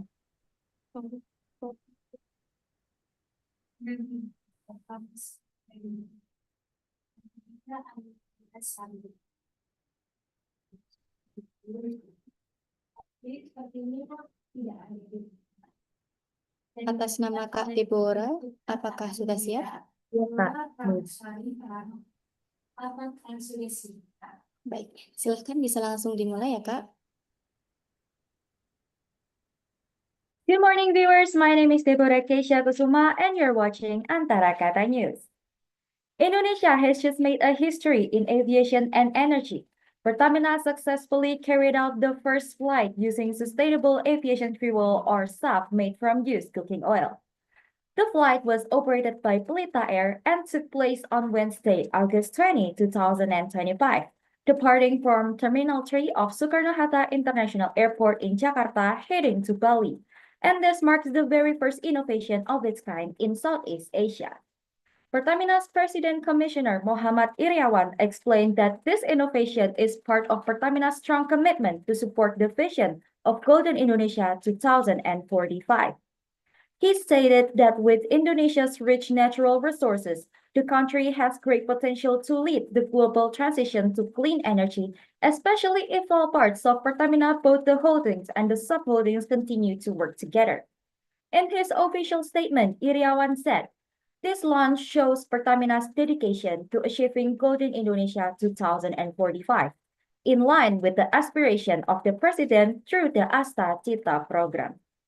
He also underlined that Pertamina SAF is not just about technology, but also about building a better future for Indonesia. He said Indonesia is blessed with abundant resources, and this gives us a golden opportunity to become a leader in the global energy transition. With the support of all stakeholders, Indonesia can stand at the front line in sustainable fuel production.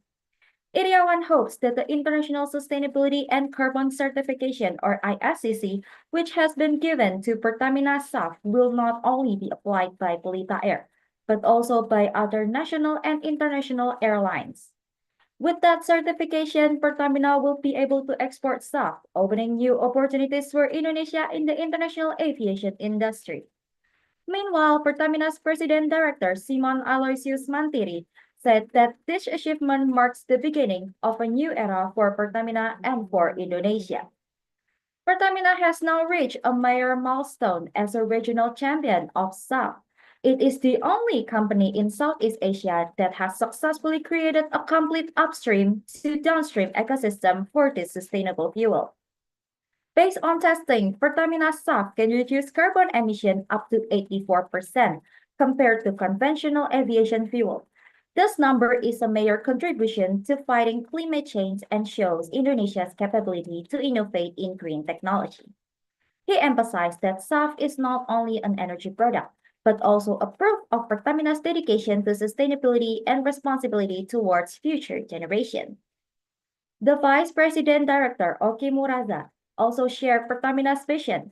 He said that Pertamina is targeting to become the main supplier of eco-friendly aviation fuel, both in Indonesia and in Southeast Asia. With the size of the domestic market and the growing demand for green fuel worldwide, Pertamina has the potential to expand its business internationally. He added, Indonesia has a huge potential in terms of used cooking oil supply. We believe this country can serve as a hub for SAF production and eventually become a regional hub in ASEAN. This flight is more than just a journey between two cities. It symbolizes a journey towards a cleaner sky, a greener environment, and a stronger Indonesia. As a leading company in energy transition, Pertamina has also committed to supporting Indonesia's net zero emission target by 2060. To reach this target, Pertamina continues to run programs that directly contribute to the United Nations Sustainable Development Goals, while applying environmental, social, and governance principles across of all its operations. This milestone shows that innovation and sustainability can go hand in hand. Pertamina SAF is not only a technological achievement, but also a statement that Indonesia is ready to play a bigger role in the global energy transition. That's all for today's news. Once again, I'm Deborah Keisha Kusuma. Thank you for watching Antara Kata News and have a great day. Thank you. Oke, Deborah Kezia Kusuma. Good job buat pembacaan berita dan sebagai news anchor-nya. Pronunciation yang bagus. Aku suka dengan caramu mendeliver bahasa Inggris dalam beritanya. Namun tempo yang dibawakan sedikit terlalu cepat ya, dan juga tadi ada beberapa penjelasan mungkin seperti tadi Muhammad Iriawan, ya, Presiden Komisioner Pertamina, kamu terlalu kurang detail di situ. Dan juga satu hal yang aku notice itu kontak mata mungkin bisa lebih bergantian antara ke prompter dan juga ke kamera ya, karena tadi posisi kontak matamu terlalu ke bawah. Mungkin seperti itu, Deborah. Mungkin ada pertanyaan dari kamu? Cukup dari saya, Kak. Terima kasih. Oke, terima kasih, Deborah. Saya kembalikan ke moderator.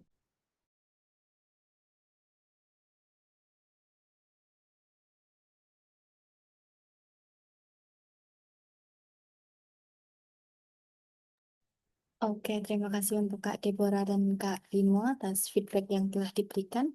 Selanjutnya kita ke peserta Kak Anissa Renata. Apakah sudah siap?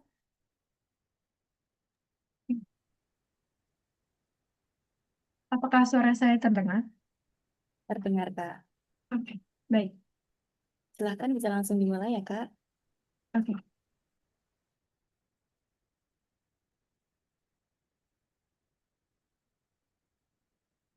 Good morning, citizens of the world. Welcome back to Central Analyze News today on Saturday, September 6, 2025. I'm your host, Tunisia Renata, bringing you a closer look at how innovation and technology are reshaping Southeast Asia, one of the fastest growing digital regions in the world. Southeast Asia is home to over 700 million people and is currently undergoing a massive digital transformation. In the past 10 years, Southeast Asia has experienced rapid digital growth. With more than 460 million internet users, the region has become a hotbed for digital innovation. Countries like Thailand, Malaysia, Indonesia, Vietnam, and Singapore are investing heavily in futuristic innovations to position themselves competitively in the global technological arena. As of the moment, 5 key trends are shaping Southeast Asia's technological future: artificial intelligence, e-commerce, 5G technology, financial technology, and startups. Artificial intelligence is being integrated to improve healthcare, finance, and manufacturing efficiency. Innovative AI applications have been proven to reduce diagnostic delays and errors in hospitals, while also optimizing supply chains across many industries. E-commerce continues to experience explosive growth and is expected to surpass $186 billion by 2025. This spectacular growth has pushed millions of small businesses to access wider markets via platforms like Shopee and Lazada. 5G technology is enabling innovations in entertainment, education, and transportation. Indonesia has begun deploying 5G networks, with Telkomsel launching 5G services in Jakarta and other cities. Financial technology, or fintech, is expanding rapidly, fostering financial inclusion through digital banking, mobile wallets, and peer-to-peer lending. Indonesia alone has over 100 million digital payment users, providing easier access to financial services in rural areas. Last but not least, startups are proliferating and are heavily supported by strong venture capital inflows. Cities such as Ho Chi Minh City, Jakarta, and Singapore are becoming magnets for technology entrepreneurs, really contributing to job creation and economic diversification. Southeast Asia is also pushing boundaries in smart city technology. Singapore remains a model, with smart sensors, digital governance, and autonomous transportation trials already in play. Meanwhile, Indonesia has also built a brand new capital, Nusantara, envisioned as a smart and sustainable city of the future, designed with climate resilience and digital connectivity at its core.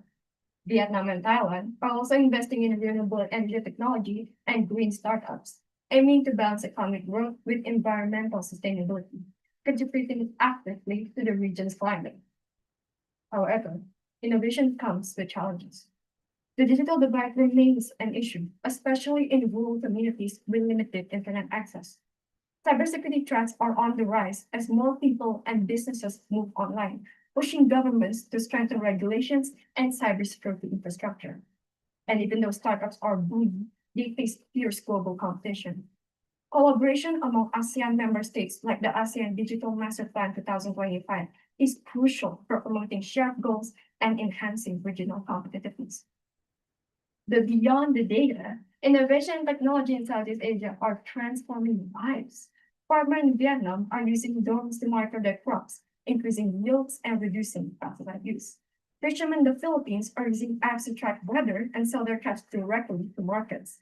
Students in Malaysia are utilizing virtual classrooms, improving access to quality education in remote areas, while healthcare at Telekiama in Myanmar is bringing doctors to patients who once had no access to hospitals. This innovation showed that technology is not just about convenience, but also about empowerment. Overall, Southeast Asia's internet economy is surging, estimated to be worth $330 billion as of 2025. and is even expected to triple within the next 5 years. Indonesia remains the region's main digital power, with investments set to reach $110 billion by 2025, contributing nearly half of Southeast Asia's digital market. This rapid digitalization is fueling the growth of e-commerce, fintech, cloud computing, and data centers, which are all reshaping Southeast Asia's economy. As Southeast Asia moves deeper into the digital era, the balance between growth, sustainability, and inclusion will determine the success of this transformation. After all, innovation is not just about building apps or building companies, it's about building futures. Well, good citizens, this has been your special report on Southeast Asia's innovation and technology growth. Stay tuned for more updates from around the world. I'm your host, Tanisha Renata. Thank you for watching and have a great day.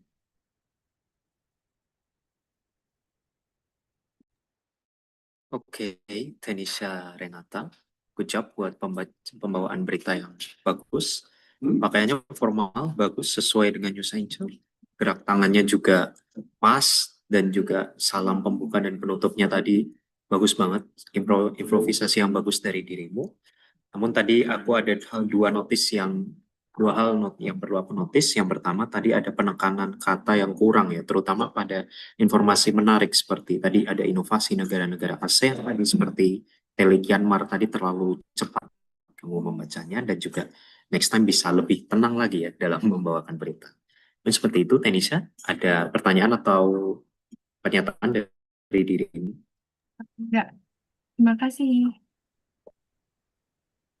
Oke, thank you Tenisha. Saya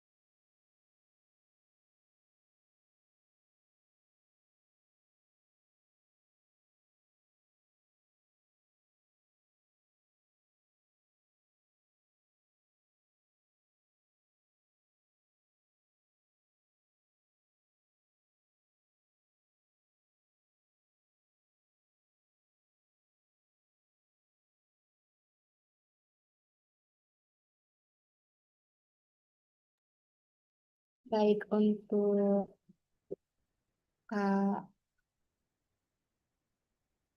Kak Tenisia dan Kak Bimo, terima kasih atas feedback yang telah diberikan. Dan untuk Kak Safina Agrami, Krisna Deva, kami beri waktu 10 menit ya. Apabila dalam jangka waktu 10 menit tersebut peserta belum bisa hadir, mohon maaf sekali, akan kami diskualifikasi. Terima kasih, mohon ditunggu untuk 10 menit ke depan.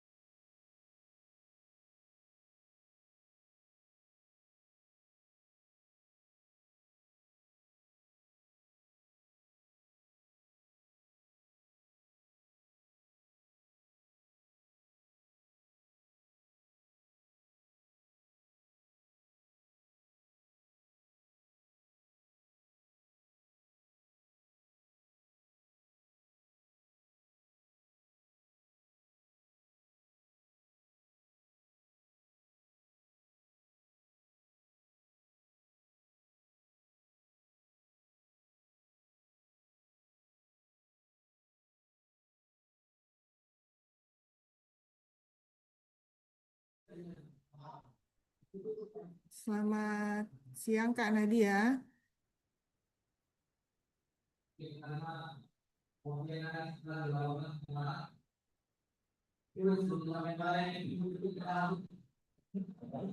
Karena dia, Halo, selamat siang, Kak. Ada yang bisa ya, ini saya dengan ibunya Safina. Ternyata dia sekarang sedang di tengah-tengah lomba debat karena lomba debatnya yang diubah jadwalnya sehingga bentrok dengan lomba ini. Saya sudah usahakan untuk menunggu saya lomba debatnya bisa selesai on time, ternyata tidak. Jadi ya tidak apa-apa, kami terima konsekuensinya. Safina silakan didiskualifikasi. Apa boleh buat? Karena dia masih di tengah-tengah lomba debat, dia nggak bisa ninggalin timnya gitu. Karena ini lomba tim gitu.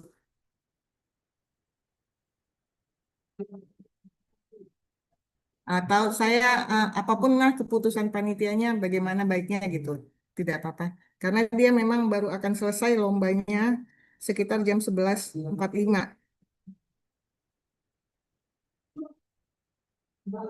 Demikian karena dia.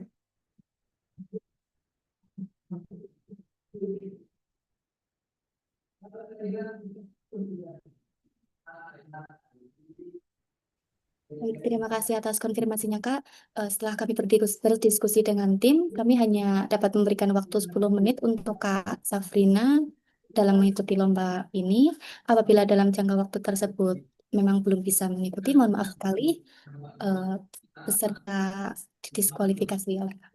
Ya, nggak apa-apa. Kami terima konsekuensinya. Karena ini memang di luar kuasa kami juga. Ternyata jadwalnya berbentrokan. Terima kasih ya Kak Nadia ya. Terima kasih. Sukses buat lombanya dan semua peserta. Saya nonton dari awal sampai akhir. Saya ibunya Safina. Kalian bagus-bagus banget. Keren. Terima kasih Kak Nadia. Terima kasih kembali, Kak.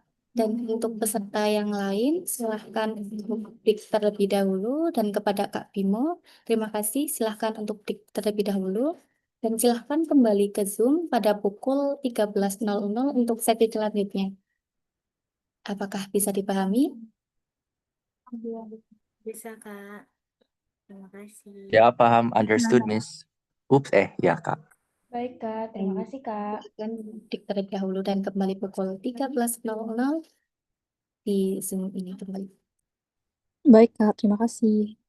Terima kasih kembali. Thank you, Kak. Ya, Terima kasih, Kak. sama-sama. Yay.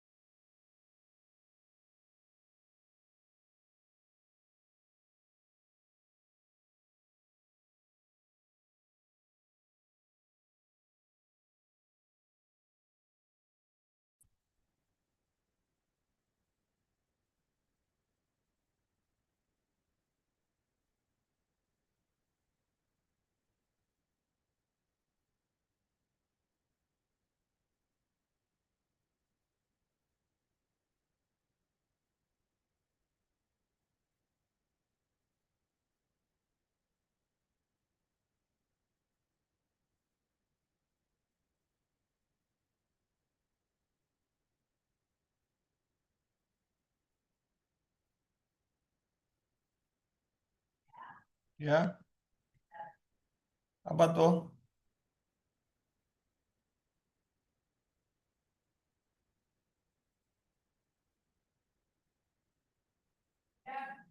Apa Bang? Sebentar ya.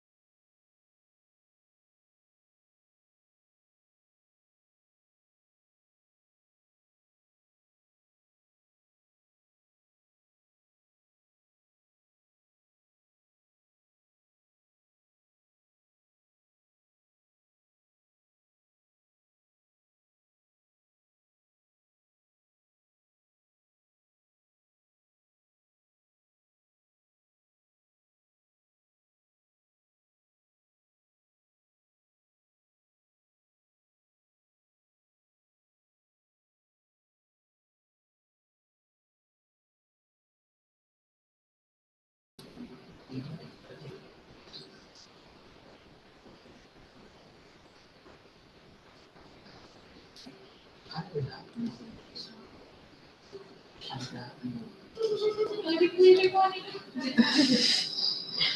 ya? Aku tuh pengen menghilangkan itu loh bagian atasnya tapi nggak bisa.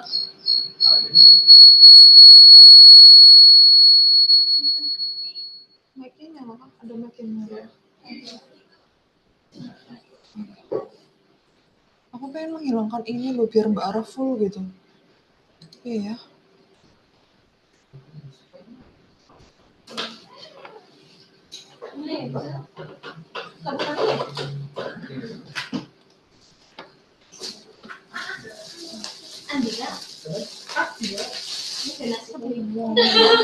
Mbak, aku udah makan. Oh bisa?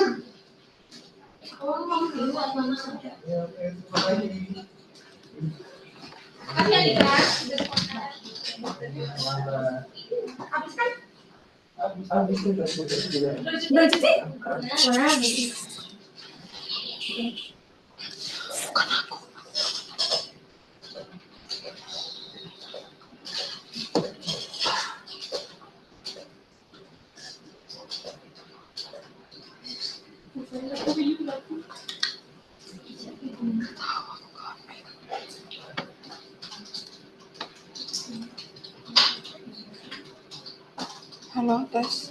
Enggak sih, nggak ada suara lagi. Udah nggak ada yang masuk lagi.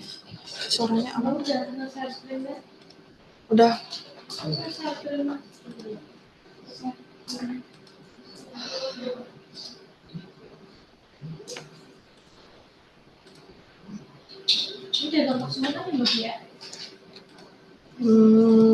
Harusnya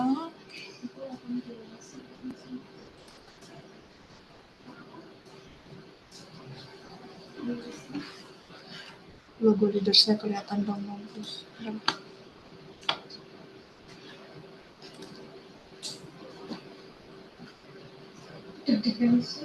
Bentar. Tapi aku nggak mendengar suaranya ya Mbak. Mbak share screen-nya sama suara sekalian.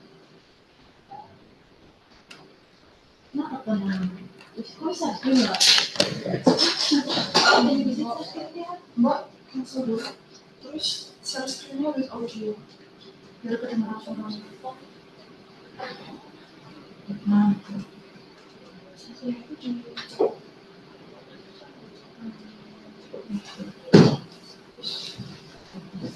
Terus langsung tampilkan Mbak Cek, nggak kelihatan logo leadersnya.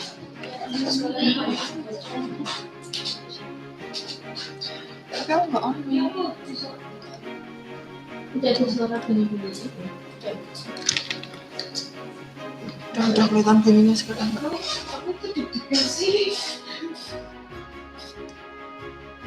Guys, jangan lupa dokumentasi ya guys.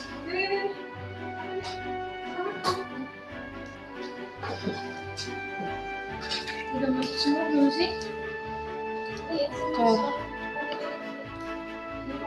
Ada suaranya itu punya media. tapi nanti screen-nya nggak mau loh Mbak. Semua gitu kan. Kok ini nyala kok bara sambil ini? Oh, si ini pasti ini.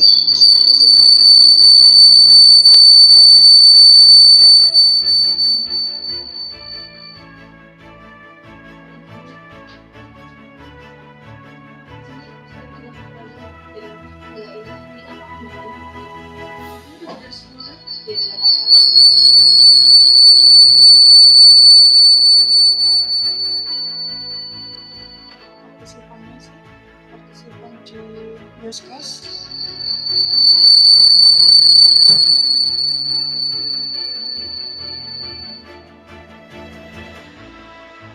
Partisipan di Newscast.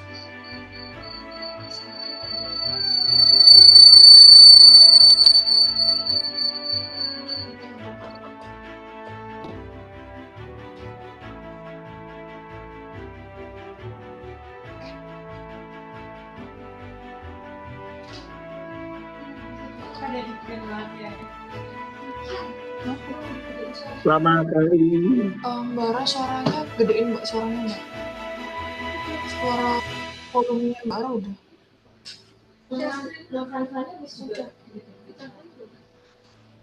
Di kanvanya sih. Ntar.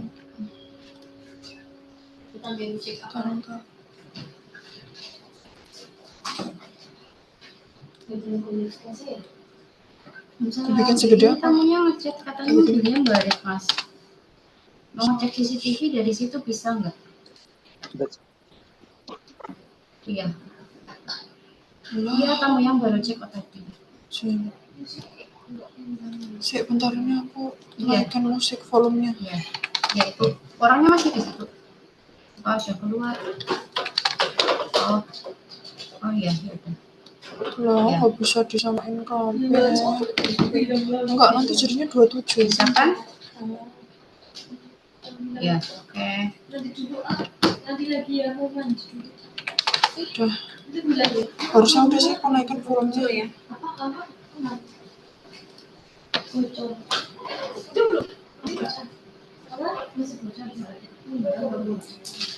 Oh, nggak ada suara nih. Mbak coba di share screen ulang dulu.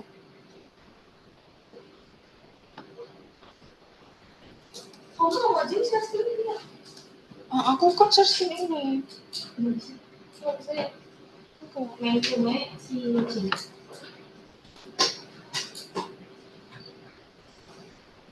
Bagaimana sudah? Udah balik semua. Yuk, mulai aja yuk.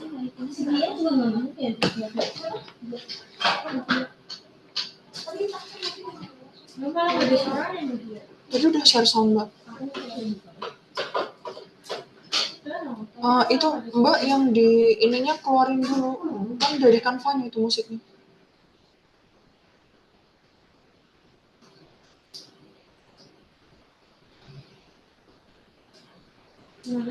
Nah itu baru nanti tampilkan lagi. Berarti musiknya juga nggak bisa cepat ya? Harusnya sih. Bentar. Itu sih aku udah set untuk sepanjang ini ya, biar ini ya.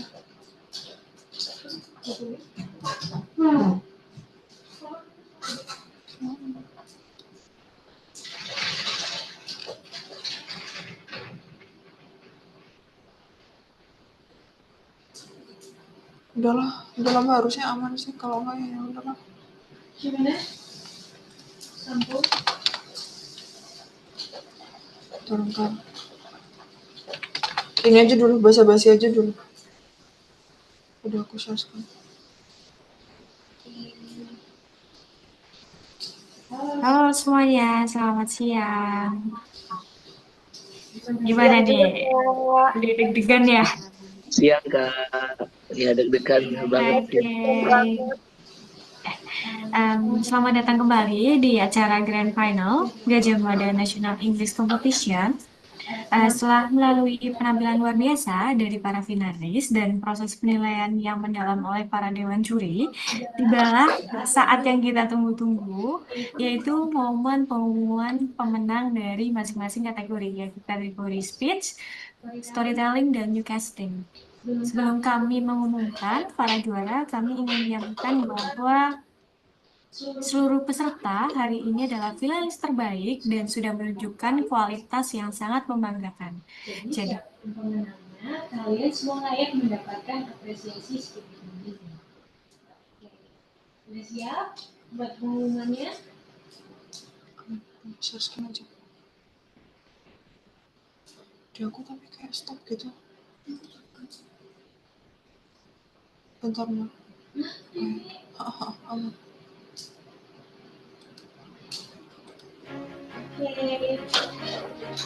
tiba saatnya pengumuman ya guys.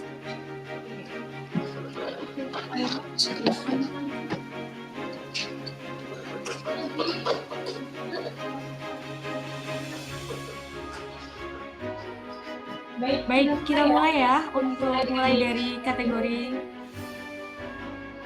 speech. Itu kategorinya itu ada juaranya itu ada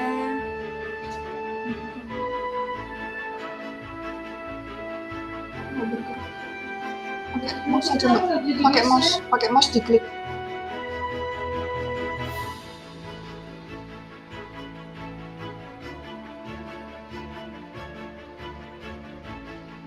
Ya jadinya kebanyakan. Oh, Mbak emang mau langsung ya? Iya. Oh ya oke. Ya udah. Apa-apaan? Ya. Oke, kita mulai dari speech dulu ya.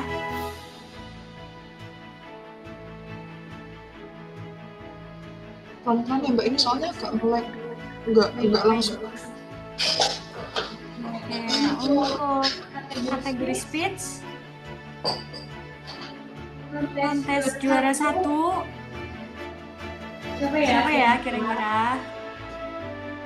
Oke, untuk juara speech kontes juara 1 adalah Kak Amanda Peter. Kak Amanda, selamat Kak Amanda menjadi juara 1 pada kategori speech.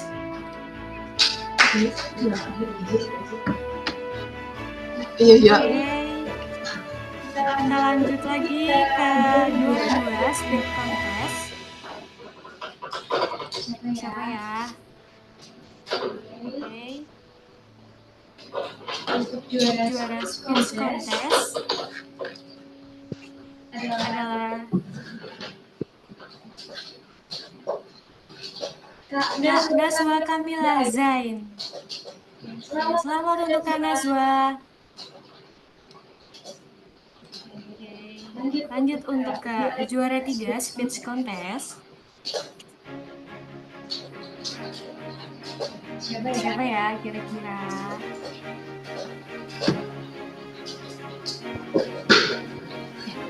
Untuk juara speech contest juara 3 adalah Kak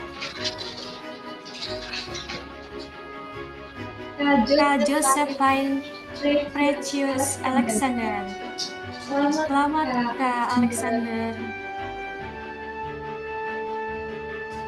Oke, masih di kategori yang sama, masih pada kategori speech. Memasuki juara harapan 1. Pada kategori speech adalah Kak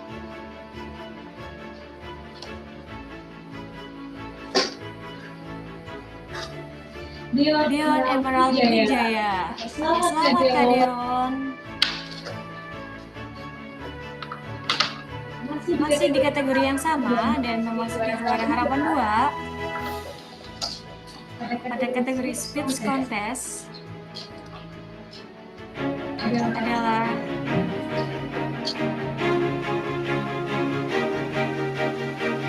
Kak Zalfa Kailuna sekarang Pambayu. Selamat untuk Kak Zalfa. Oke, selamat untuk pada para pemenang kategori speech contest. Masuki juara harapan ketiga pada kategori yang sama.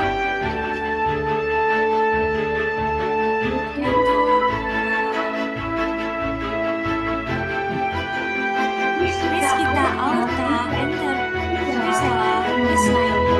Selamat untuk Kak Rizkita menjadi juara harapan 3 pada kategori speech contest.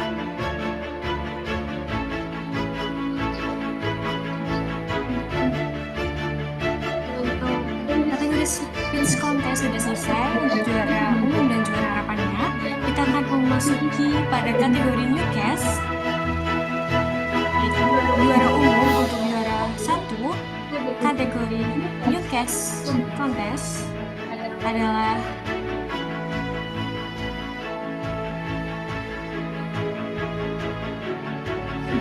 juara satunya adalah Kak Jessica Hester Sumampau. Oke, selamat untuk Kak Jessica menjadi juara 1 pada kategori Newscast.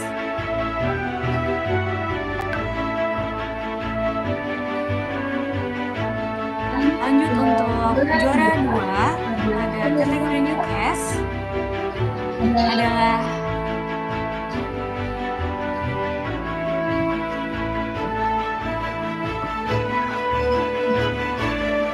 Kak Putri Syura Miss Malaysia. Selamat untuk Kak Putri Syura. Oke, Oke, memasuki untuk juara 3. Pada kategori yang sama, kategori Newscast, itu adalah siapa ya? Sabar dulu ya. Juara umum terakhir ya untuk Newscast kategori. Selamat untuk Kak Isidora Pascalia. Selamat Isidora menjadi juara 3 pada kategori Newscast. Memasuki juara harapan pada kategori Newscast, juara harapan 1 mengucapkan selamat kepada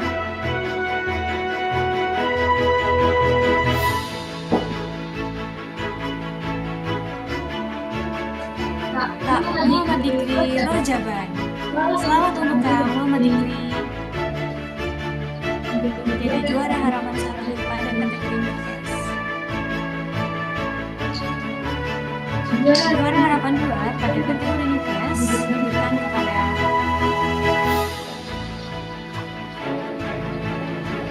selamat untuk Kak Olivia Claresta Prativi Gerald. Oke, selamat untuk Kak Olivia menjadi juara harapan 2 pada kategori Newscast. Oke, lanjut memasuki juara harapan ketiga pada kategori Newscast. Diberikan kepada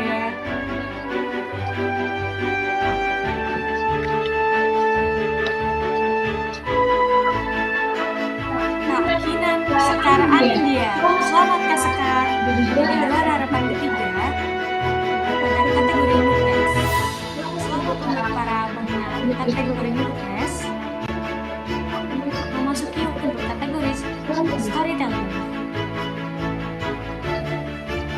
Untuk juara 1 kategori storytelling diberikan kepada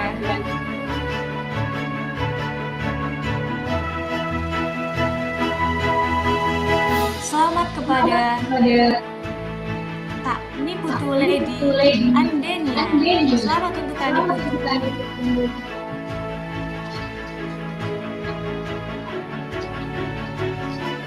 Lanjut memasuki juara 2 kategori storytelling.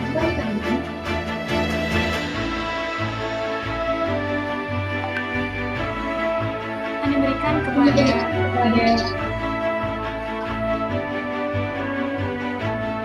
selamat untuk Kak Afria Dila Chandini jadi juara 2 storytelling. Selamat untuk Kak Afria. Memasuki juara 3 pada kategori storytelling akan diberikan kepada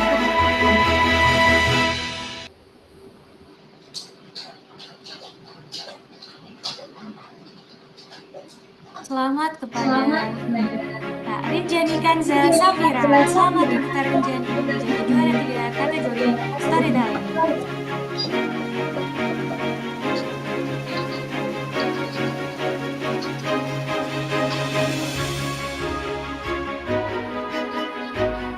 Untuk memasuki juara harapan 1 pada kategori storytelling diberikan kepada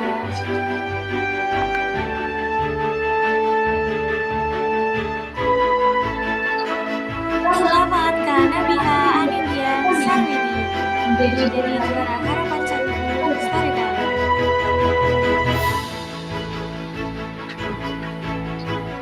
Memasuki juara harapan 2 storytelling akan diberikan kepada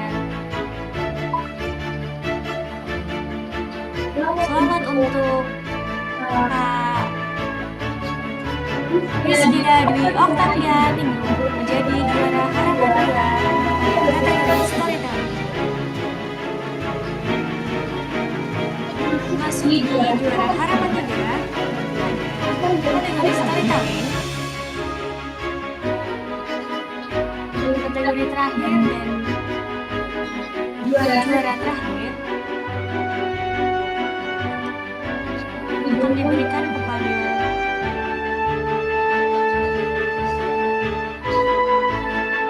selamat untuk Kak Yemima Florin storytelling. Selamat untuk para pemenang kategori speech, newscast, dan storytelling.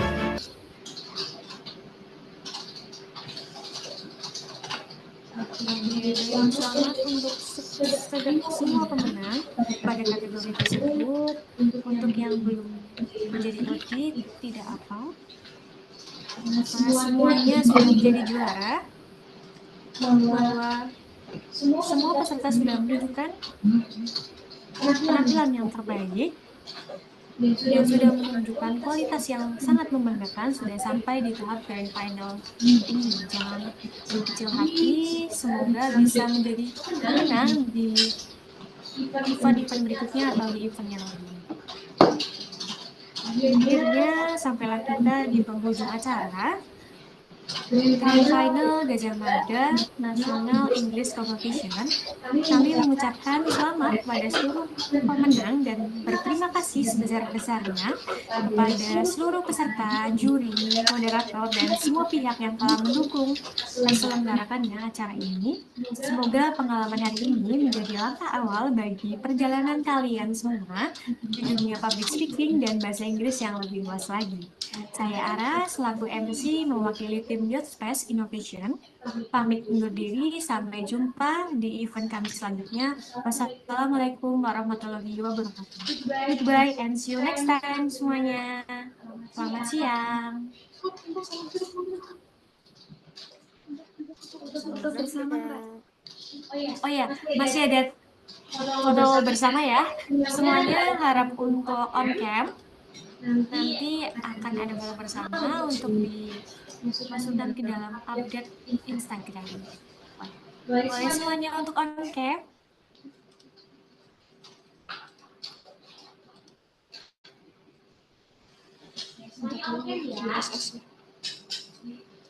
Gantian aja dulu dari Zoom apa disebutin. Kita mulai dari speech terlebih dahulu ya. Untuk kategori speech di mode untuk on cam semuanya.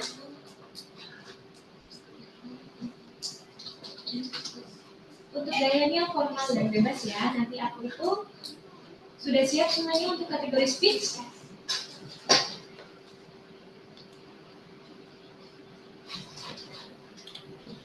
Sudah siap?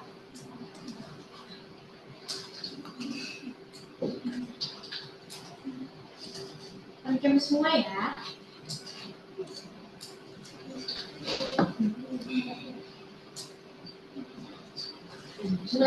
Mulai dari kategori speech ya. Untuk kategori speech apakah sudah siap? Aduh aja nggak apa-apa. Gaya formal terlebih dahulu ya. 1, 2, 3. Oke. Sekali lagi ya untuk gaya bebasnya. Boleh. 1, 2, 3. Oke, baik. Terima kasih banyak untuk kategori speech. Lanjut ke kategori Newscast. Apakah sudah siap? Oke. Mulai ya. 1, 2, 3.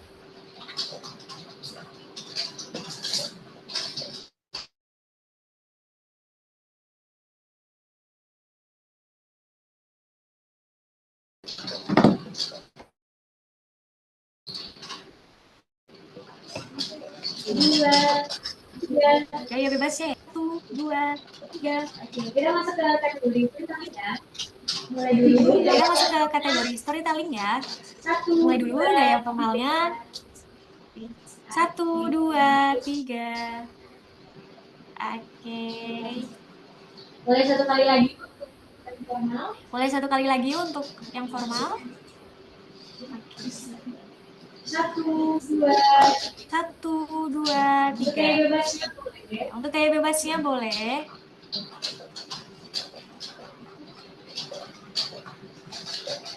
Kita mulai ya. 1, 2, 3.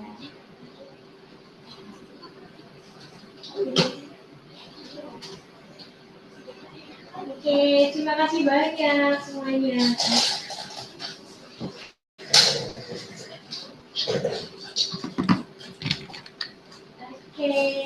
kasih banyak semuanya. Bisa langsung meninggalkan Zoom meeting ya. Terima kasih semuanya. Terima kasih kembali, Kak. Ya, terima kasih. Semoga diberi kesehatan dan bertemu di lain waktu ya. Goodbye. See you. Bye all. Terima kasih, Kak. Assalamualaikum.